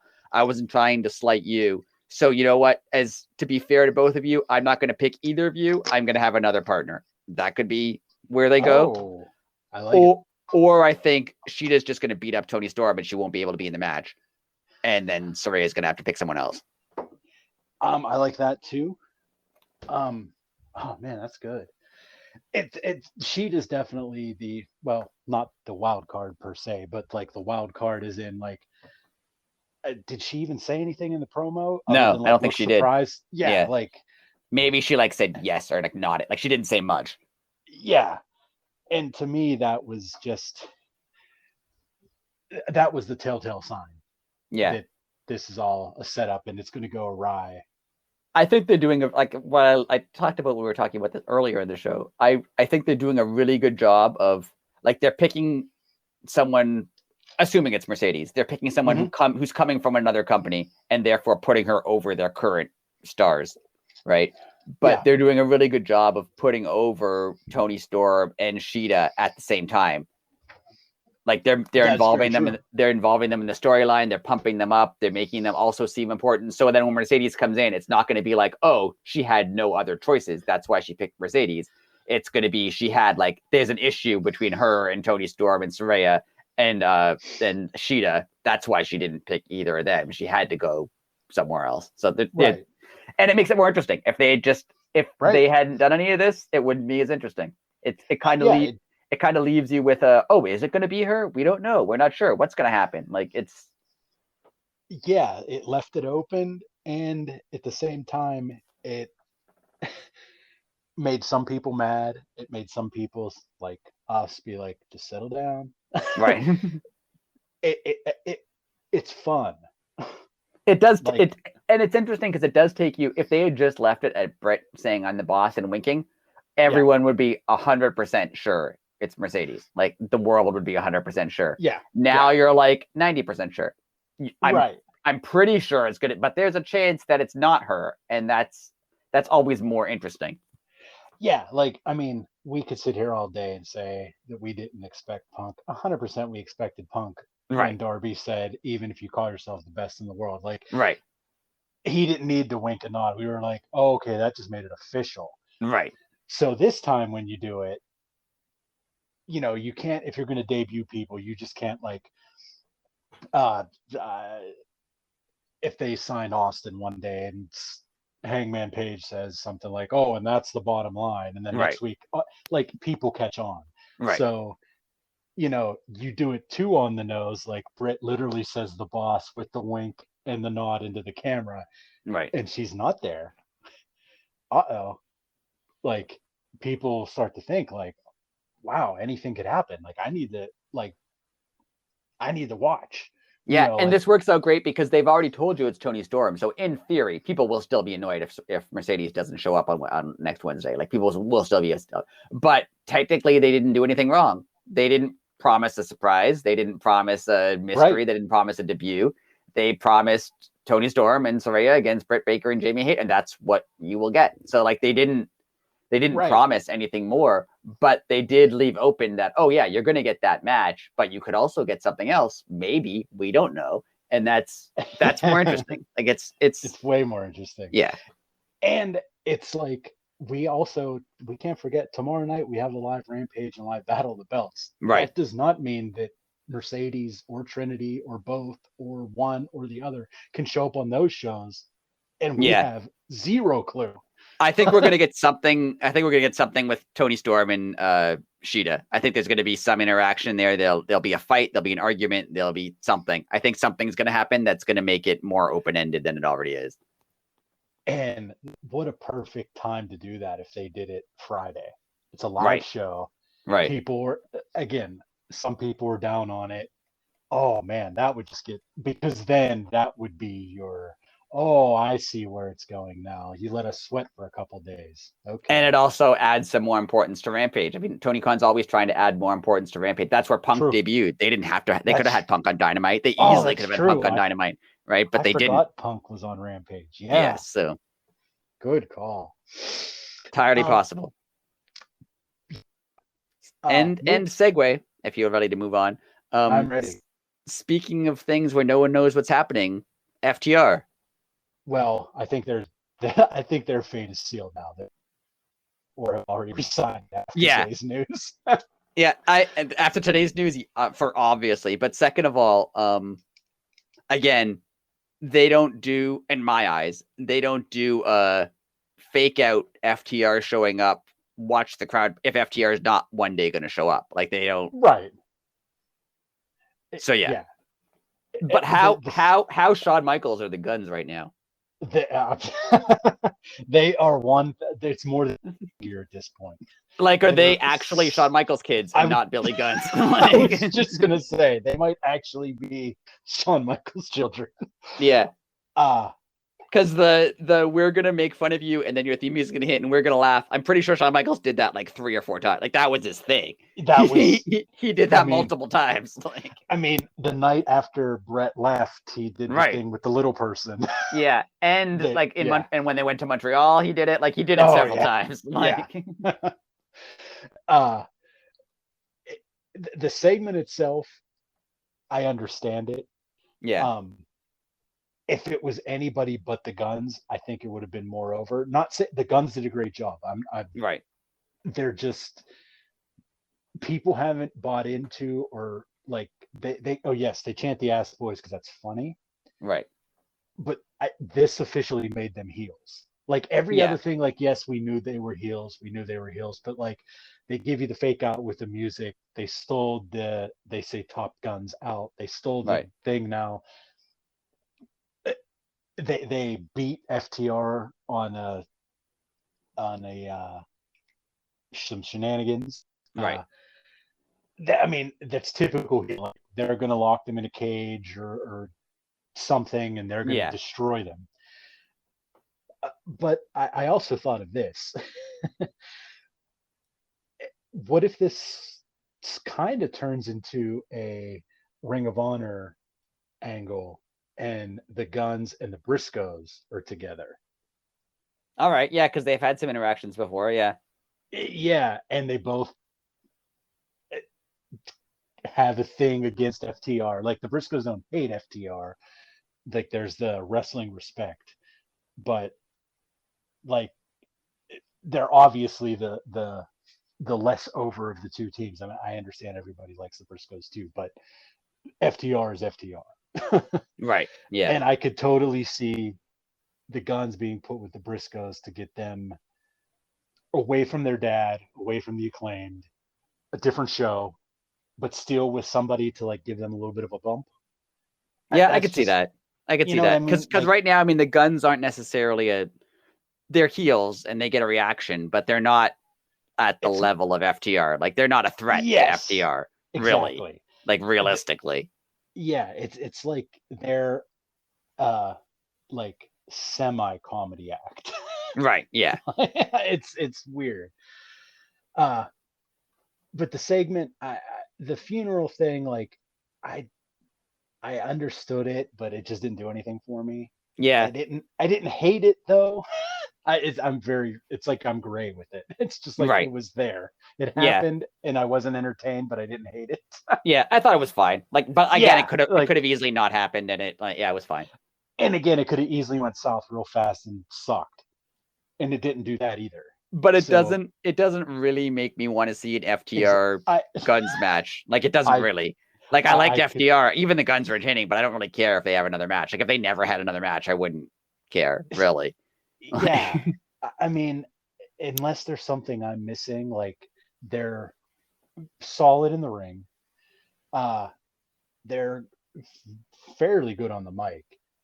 It's just the fact, like, I think they need away from their dad. I really do. Like, yeah, if they were that, and like, obviously, Colton looks exactly like Billy. Right. But, you know, even if they did like the Brian Christopher angle, like, isn't that your son, King? What are you talking about? He doesn't look right. like even that, like, it would separate them enough. But it does, we already know that they're. It does seem like they're using FTR to put the Guns over, and I don't exactly understand why they would do that. Like, it's a little weird. Yeah, unless it was the Guns, or not the Guns, unless it was FTR's idea, like like they wanted to work with them. Yeah. I mean, you're right. They're entertaining enough. They're pretty good on the mic. They're pretty good. Like, there's nothing wrong with them, but they're just, I don't know. Like it's a little, Yeah. too high profile, maybe. You're I right though. don't If know. they weren't the Guns, if they were, just had different, like they had nothing to do with Billy Gunn, we would be Yeah. like, oh, they're a young up and coming team. Like you'd be, Yes. yeah, So I don't really know where I stand. Like I said, I'm like gray. Like I don't hate it, I don't love it, but I don't care that it exists though. right, Like it's weird. yeah. I'm with you there. Um, moving right along. It was later than 9:20, but we did have our we did have our women's match. Yes. Sky Blue, Kiera Hogan versus Jade and Red Velvet. And if this didn't Okay. set up something, Yeah. possibly, I don't Is know this what just did. me, or have there been a lot of Red Velvet, Jade Cargill, Sky Blue matches? Because I feel like I've noted the colors before. The fact that they're all named after Oh colors, yeah, I feel like I've noted it before. Like they had several matches of various and have. yeah. All right. Um, and that's a good eye. I didn't even realize that, but yeah. I bet you. I wonder if they like are very comfortable with each other, Yeah, like that must because be they're it. all like I think out of all three, I would guess Red Velvet would be the vet because I know Sky Right. Blue's like a year or two in, and Jade's had 6 matches at this Right. point or Yeah. something, right? So maybe they just all kind of bonded and they let them work Right. together. Um, I dug this match. I really thought it was good. You know what I completely forgot about, and I only remembered during this match? Jade's first match with the one with Shaq and Cody. Like Red Velvet was Cody's partner. I completely forgot about that.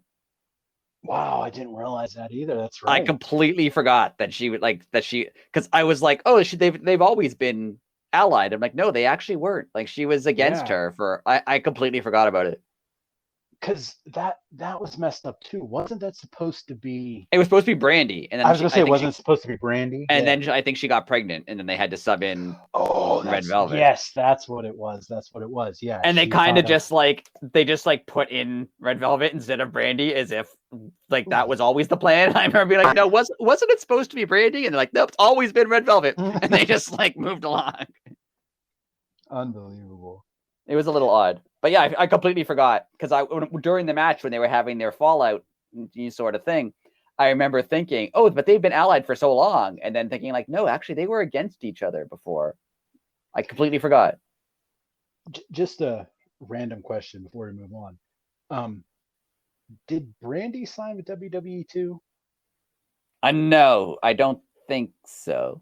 Because I remember like Cody did, and then there were talks that she was in talks, and then I was just thinking like I I don't think ever remember maybe she her. has a role in like one of their charities or something. Like she doesn't have an on-screen role. She's not signed up That's for it. that's I think right. maybe she worked for like one of their charities or does something along those lines. Yeah, she took over. Oh, the same thing she did in WWE. What's that called? Not public relations. Ah, Community, yeah, community, that thing. It's not yeah, community outreach, but yeah, that's something what. like Yeah, that. She does something yes. along those lines there. I think, Okay, that's which I think exactly is what. like that's what she wants to do. She wants to do like Yes. outreach stuff. So I think that's what she's doing. Okay, so she's doing that in WWE Yeah, I think so. now. Hey, that she was good at it in AEW. So Yeah, coming from like I watched that Roads to the Top, and like Brandy seemed like she was like the straightest of straight shooters. Like right.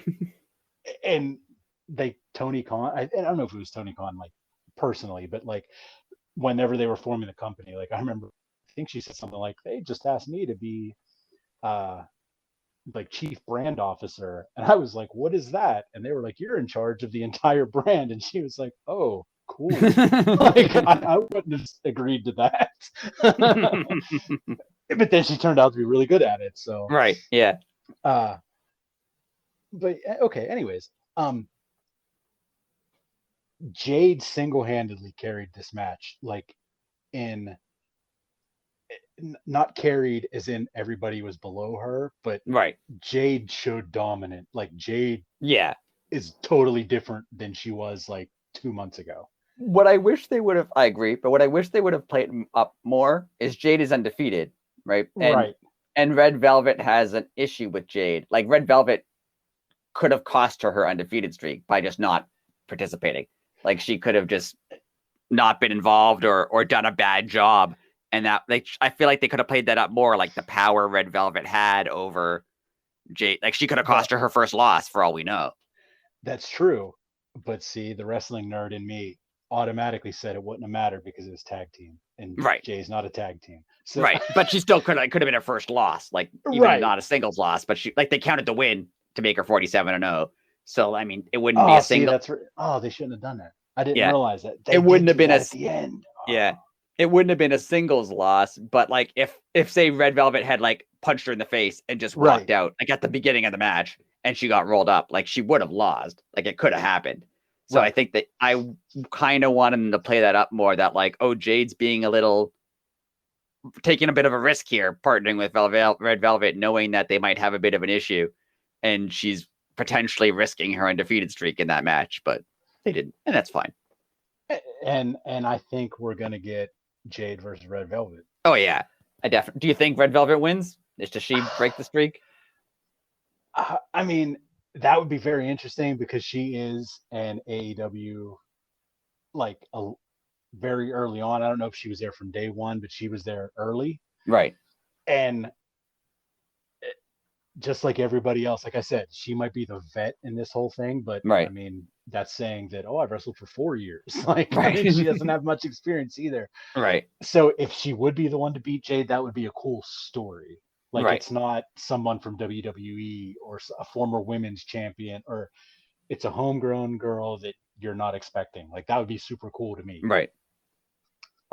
So I'm on the Statlander train, but if it's Red Velvet, I would have no problem with that. Yeah, I agree with. I hope it's Statlander. I also, it's 47-0. Like she can't lose at 47-0. Like I was just gonna, she has to get to 50. Like and like Red Velvet is fine. Like if she won, I wouldn't be upset. But like same here. I and it would really put her over.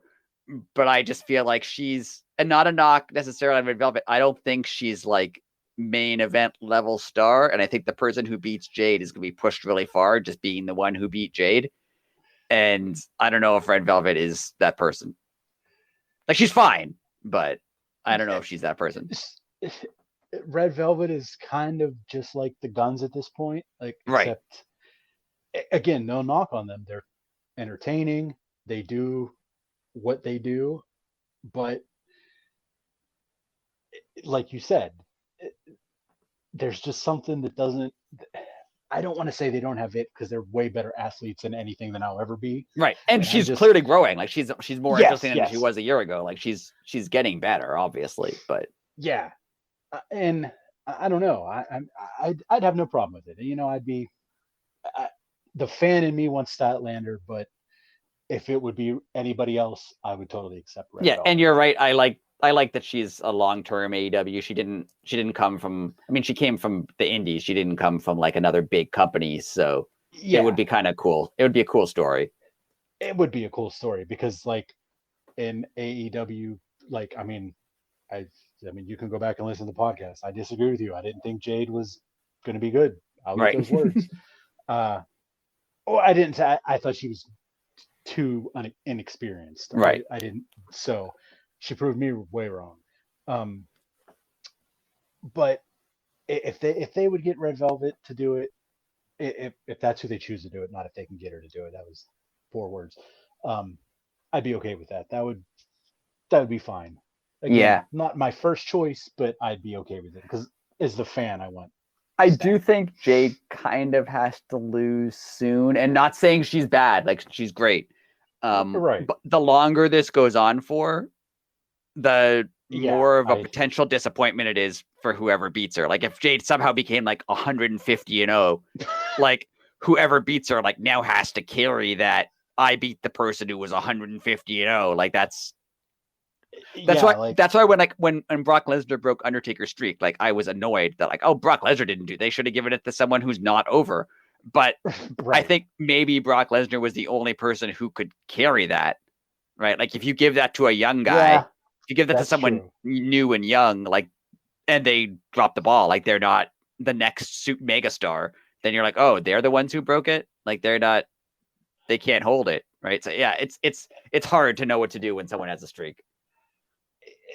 But again, if you just compare it to sports, real sports, on any night, any team can win. Like the Penguins could be 0-27 and be playing Montreal, who's 19-1, and win 12-0. Right. Like, Yeah. Yeah. and that's the way sports work. But you're totally right on what you're saying, though. Like, everybody also knows that it's not real. Like, Right. if an unknown boxer beats a known ranked boxer, it's a big deal. I mean, that did And happen. Like Mike Tyson. Who did Mike Tyson lose to? Like the first Michael, time it was a big deal. yeah, Vander Holyfield. No, that was No, the no, no. other Someone guy. who's not famous. Oh, Buster Douglas. I looked it up. Buster Douglas. There it He was. lost to Buster Douglas, and that I was was like a huge upset. And like, then what was Buster? Like, I don't know anything. What did Buster Douglas do after that? Anything? Like, I don't. I had his boxing game on Sega. Yeah. All right. But other than that, I don't think he did much. I think he. Yeah.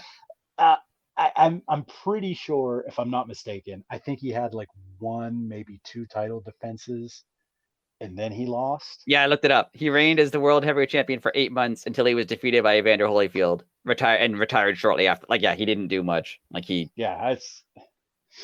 And that shows how we don't remember his name, and you remember Evander Holyfield, and you remember Mike Tyson. But then there was the guy who beat Mike Tyson. No, not Evander Holyfield, the other guy. And just like so, there's always the danger of being like, it happens in real sports too. Like, yeah, it was a big deal to beat Mike Tyson, but it doesn't necessarily make you a megastar. It makes you a guy, right? So yeah, I mean, yes, he was world heavyweight champion, but for 8 months, where like the average boxing title reign lasts like right. eons almost. And it was Mike Tyson who like was the biggest star in boxing, and yeah. So anyway, yeah. Main event time. TNT title on the line. Darby versus Joe. Let's just say, I literally how the crowd chants Joe is going to kill you. Yeah. About 2 minutes in, I was like, wow, Darby has a chance to die tonight.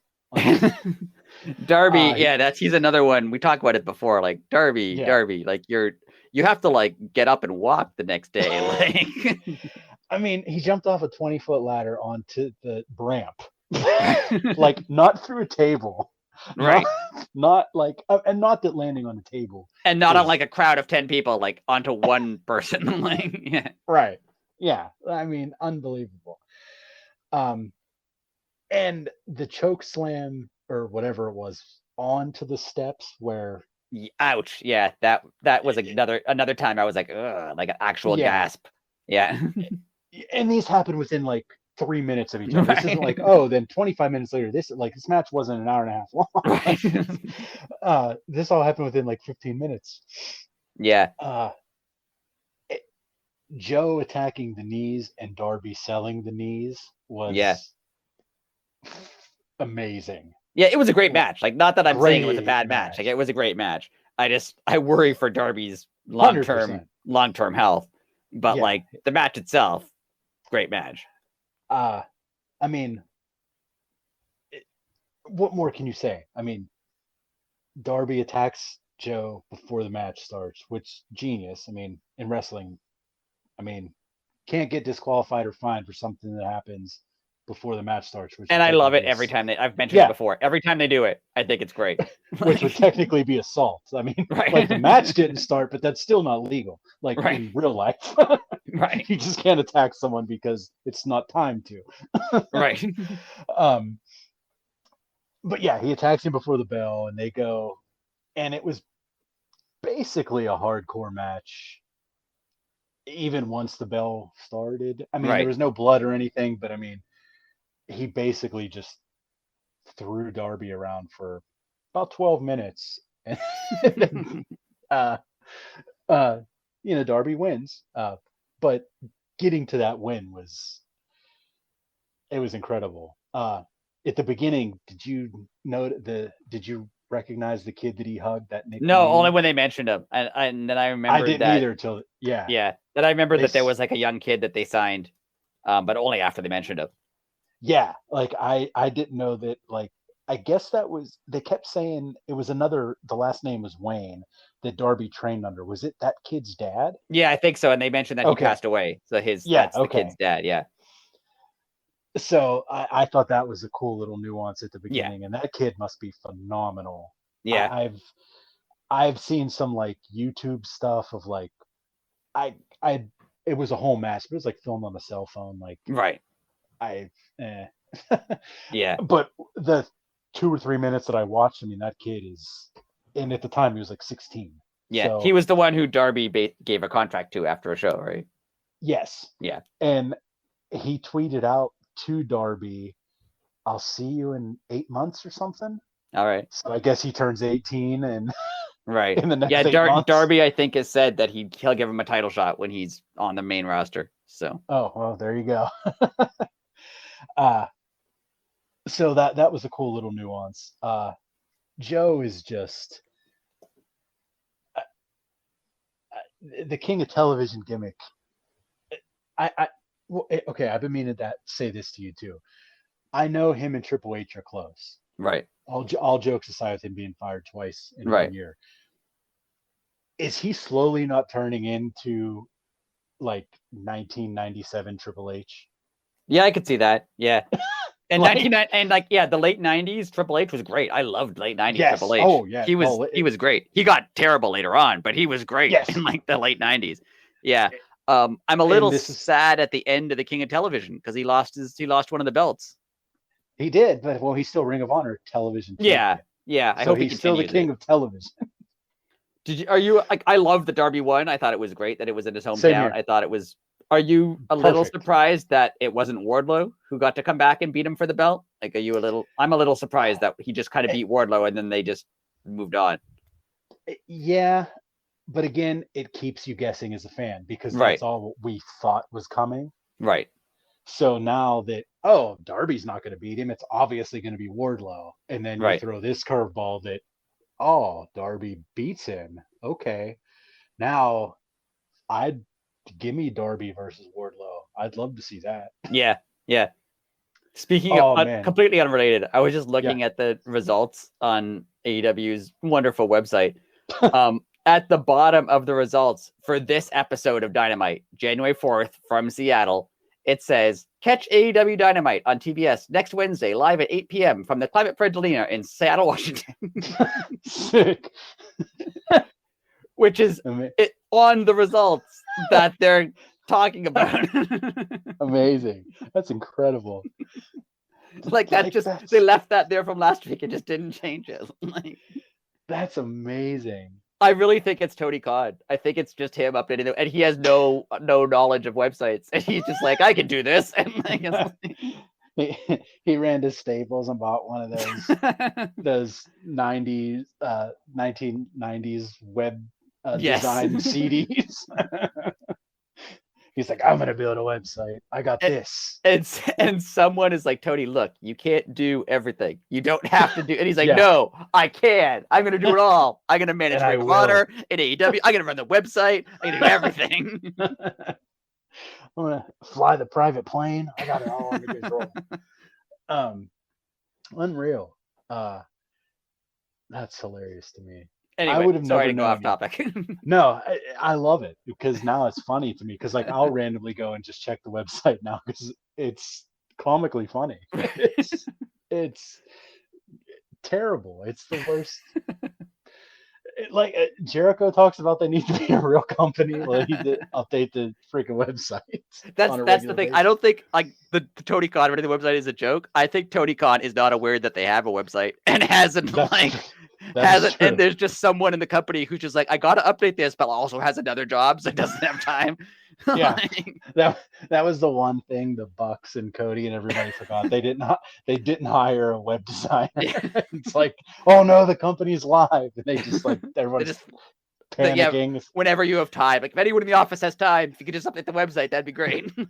Yeah, and most weeks they don't get around to it because they're all busy. And then does anybody have Java experience? Just it's amazing. So all in all, great show. I thought it was fun. Your thoughts? Great show. I thought it was a great show. I like the new look. I like the new feel. I'm super excited for next week. I think next week is going to be incredible. And this was a in between episode. Like it wasn't the big show, which is next week. Right. But it wasn't a bad episode. Like it was Great, entertaining. great it was great. I like the stuff that happened. I mean, we picked like the little parts of it that weren't perfect, but like the match itself was great. And next week is going to be even better. So, and there is a Jungle Hook T-shirt. I just saw Jungle Boy tweeted it. Of course. A couple hours ago, he tweeted it's black and it just says Jungle Hook, but it's not in the Jungle Book font. It says it's the Hook font and it says Jungle in front of it. They dropped the ball a little bit there. Well, I was going to say though, knowing Disney probably owns the rights to that font. That's true. I'm not kidding. That's true. You're right. Yeah. Like that they probably own enough money to not own. They probably have enough money to own a font. Right. I agree.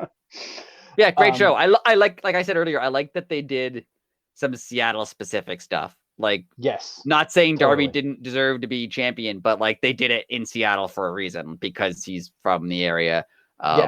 They gave Swerve a really spotlight performance because he's from the area. Even Aubrey, like I liked it. I thought it was fun. I like when they play to it makes every show feel like we're bashing WWE a lot, but WWE no matter where they go, most of the time feels the same. And they do that by design. They want Raw to look like Raw every single week, no matter where they go. It doesn't matter what town we're in. It matters that it's Monday Night Raw. I like that they do something different in different towns. Like an episode of Dynamite in Seattle is different from an episode of Dynamite in Chicago or Toronto or Pittsburgh. True. Like they do something different in different towns. And I think it's cool. Excuse me. Yeah. And next week is nuts. Next week is very nuts. And excuse me, we will get there one way or another, but we're going to get there. And tomorrow is going to be nuts too. I mean, we have 2 hours tomorrow night. So we're thinking we're going to do a bonus episode.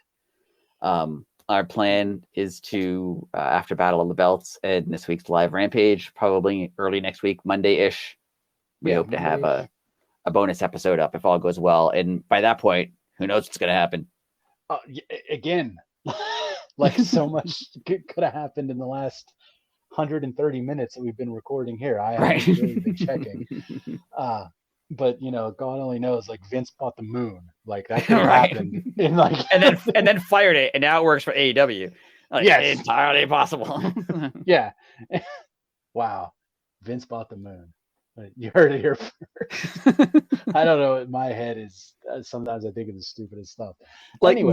not that even if you try, like I don't want to talk about it. We talked about Vince a lot, but even if you trust that he's not going to put himself into a position of power once he sells the company, which I don't believe. But even if I was gonna say that's your fault if you believe that. Right? It's your own fault for like not knowing Vince McMahon. Right.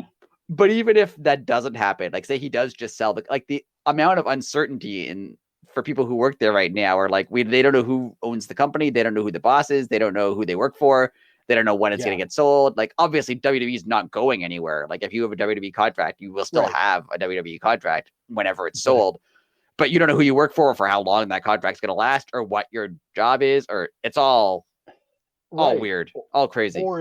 Or if you have a contract coming up in the next 6 to 8 months on either side of the fence. Right. I mean, I'm sorry, but there's no way that MJF's bidding war of 2024 is going to work anymore because go work for the guy with those allegations against him. Have fun. See if that doesn't ruin your career. Or whatever company he sells to. Is it going to be Disney? Is it going to be UFC? Is it going to be NBC? Is it going to be who knows who's buying? Like you don't know who you're going to work for in 6 months, right? So yeah, like people want all adults. What do you want when you have a job? Stability, right? And all adults who know who've worked for a company that have been bought out.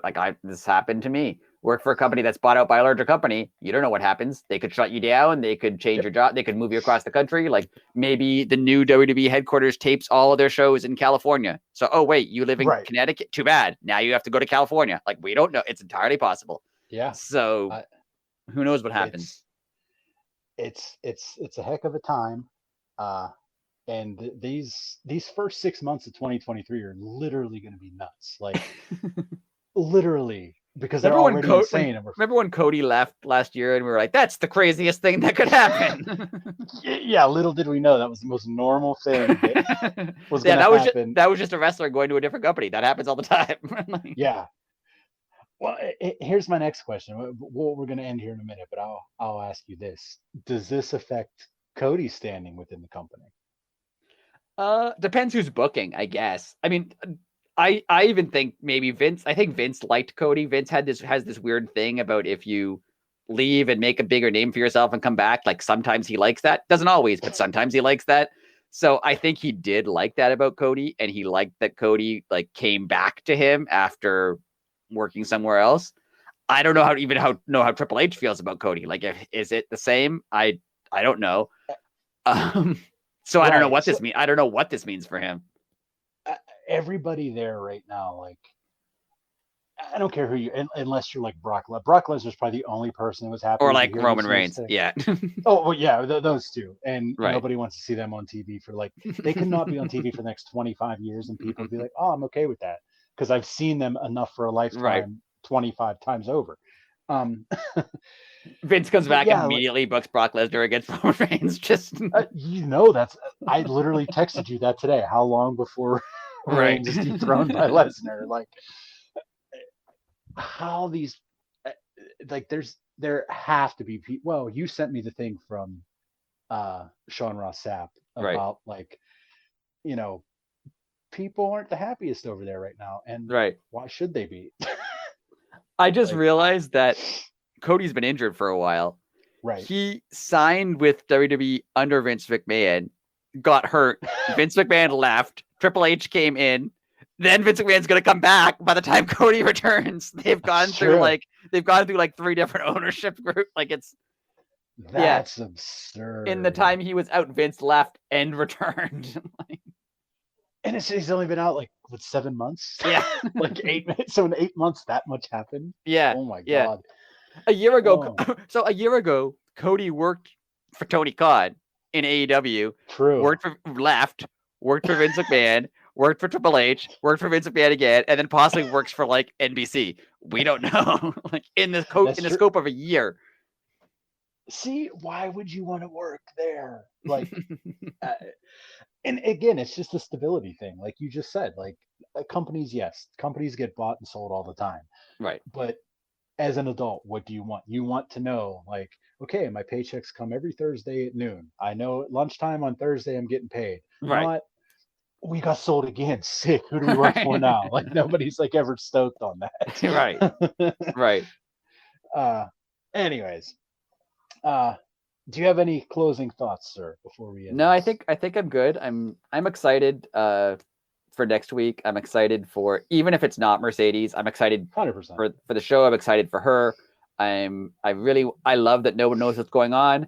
And that's AEW has been, and AEW has been, like we've talked about this before, AEW has been entertaining for us for its existence, but there were times when it was like, less focused than it. I feel like these last few months of Dynamite have been, this was actually one of the weaker Dynamites, and it wasn't bad. Like it was not bad at all. But AEW's last few months since around Full Gear time have been at a very high level, and it seems like that's going to continue. So I'm excited. I'm right there with you. I'm very excited. I enjoy watching the shows. I love where everything is going. It's going to be, I mean, it's crazy. Like you just said, it's crazy that like Cody working for AEW seems like it was eons ago, and it was literally like 1 year ago to the day. Like he was. So so much is going to happen this year, and we are along for the ride, and it's going to be a great ride. So on that note, like I said, we're going to watch some wrestling tomorrow night, and we're going to hammer some stuff out. We're going to do a bonus episode for you next week. We have some other things on the horizon. I know we say that all the time, but we do have some things coming up. And the road to Revolution is going to be fun. So we're going to have you covered there. Again, just follow, like, subscribe, share, pass it along. Tell your friends. Everybody that listens, tell one person. That's all. That's your homework for the week. Tell one person that you think might like wrestling or that does watch wrestling, hey. And if you're out. worried that it makes you sound like a nerd, we actually do a wrestling podcast, so that's nerdier. Yes, so that's fine. Way nerdier than you listen. I had to tell my family that I was waking up at 3 a.m. to watch a Japanese wrestling show. So so you could tell a friend about a podcast. Yeah, you could tell a friend about a podcast.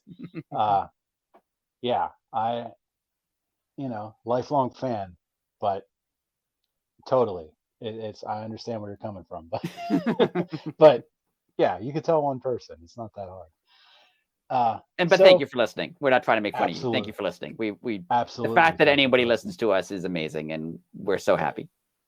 The interacting with quote unquote fans, I hate to say that because I consider these people friends, but it's weird that people that I don't know listen to this. Yeah, it's great. I totally expected that it was going to be like the few Twitter followers that I had, right? People that followed you and like my family, right? But yeah, we've got to interact with amazing people that are fans and thank us, and that's weird to me, but thank you more than anything. Yeah, it's been fun. It's been fun. Anyways, everybody, Happy New Year. We have some fun stuff coming up.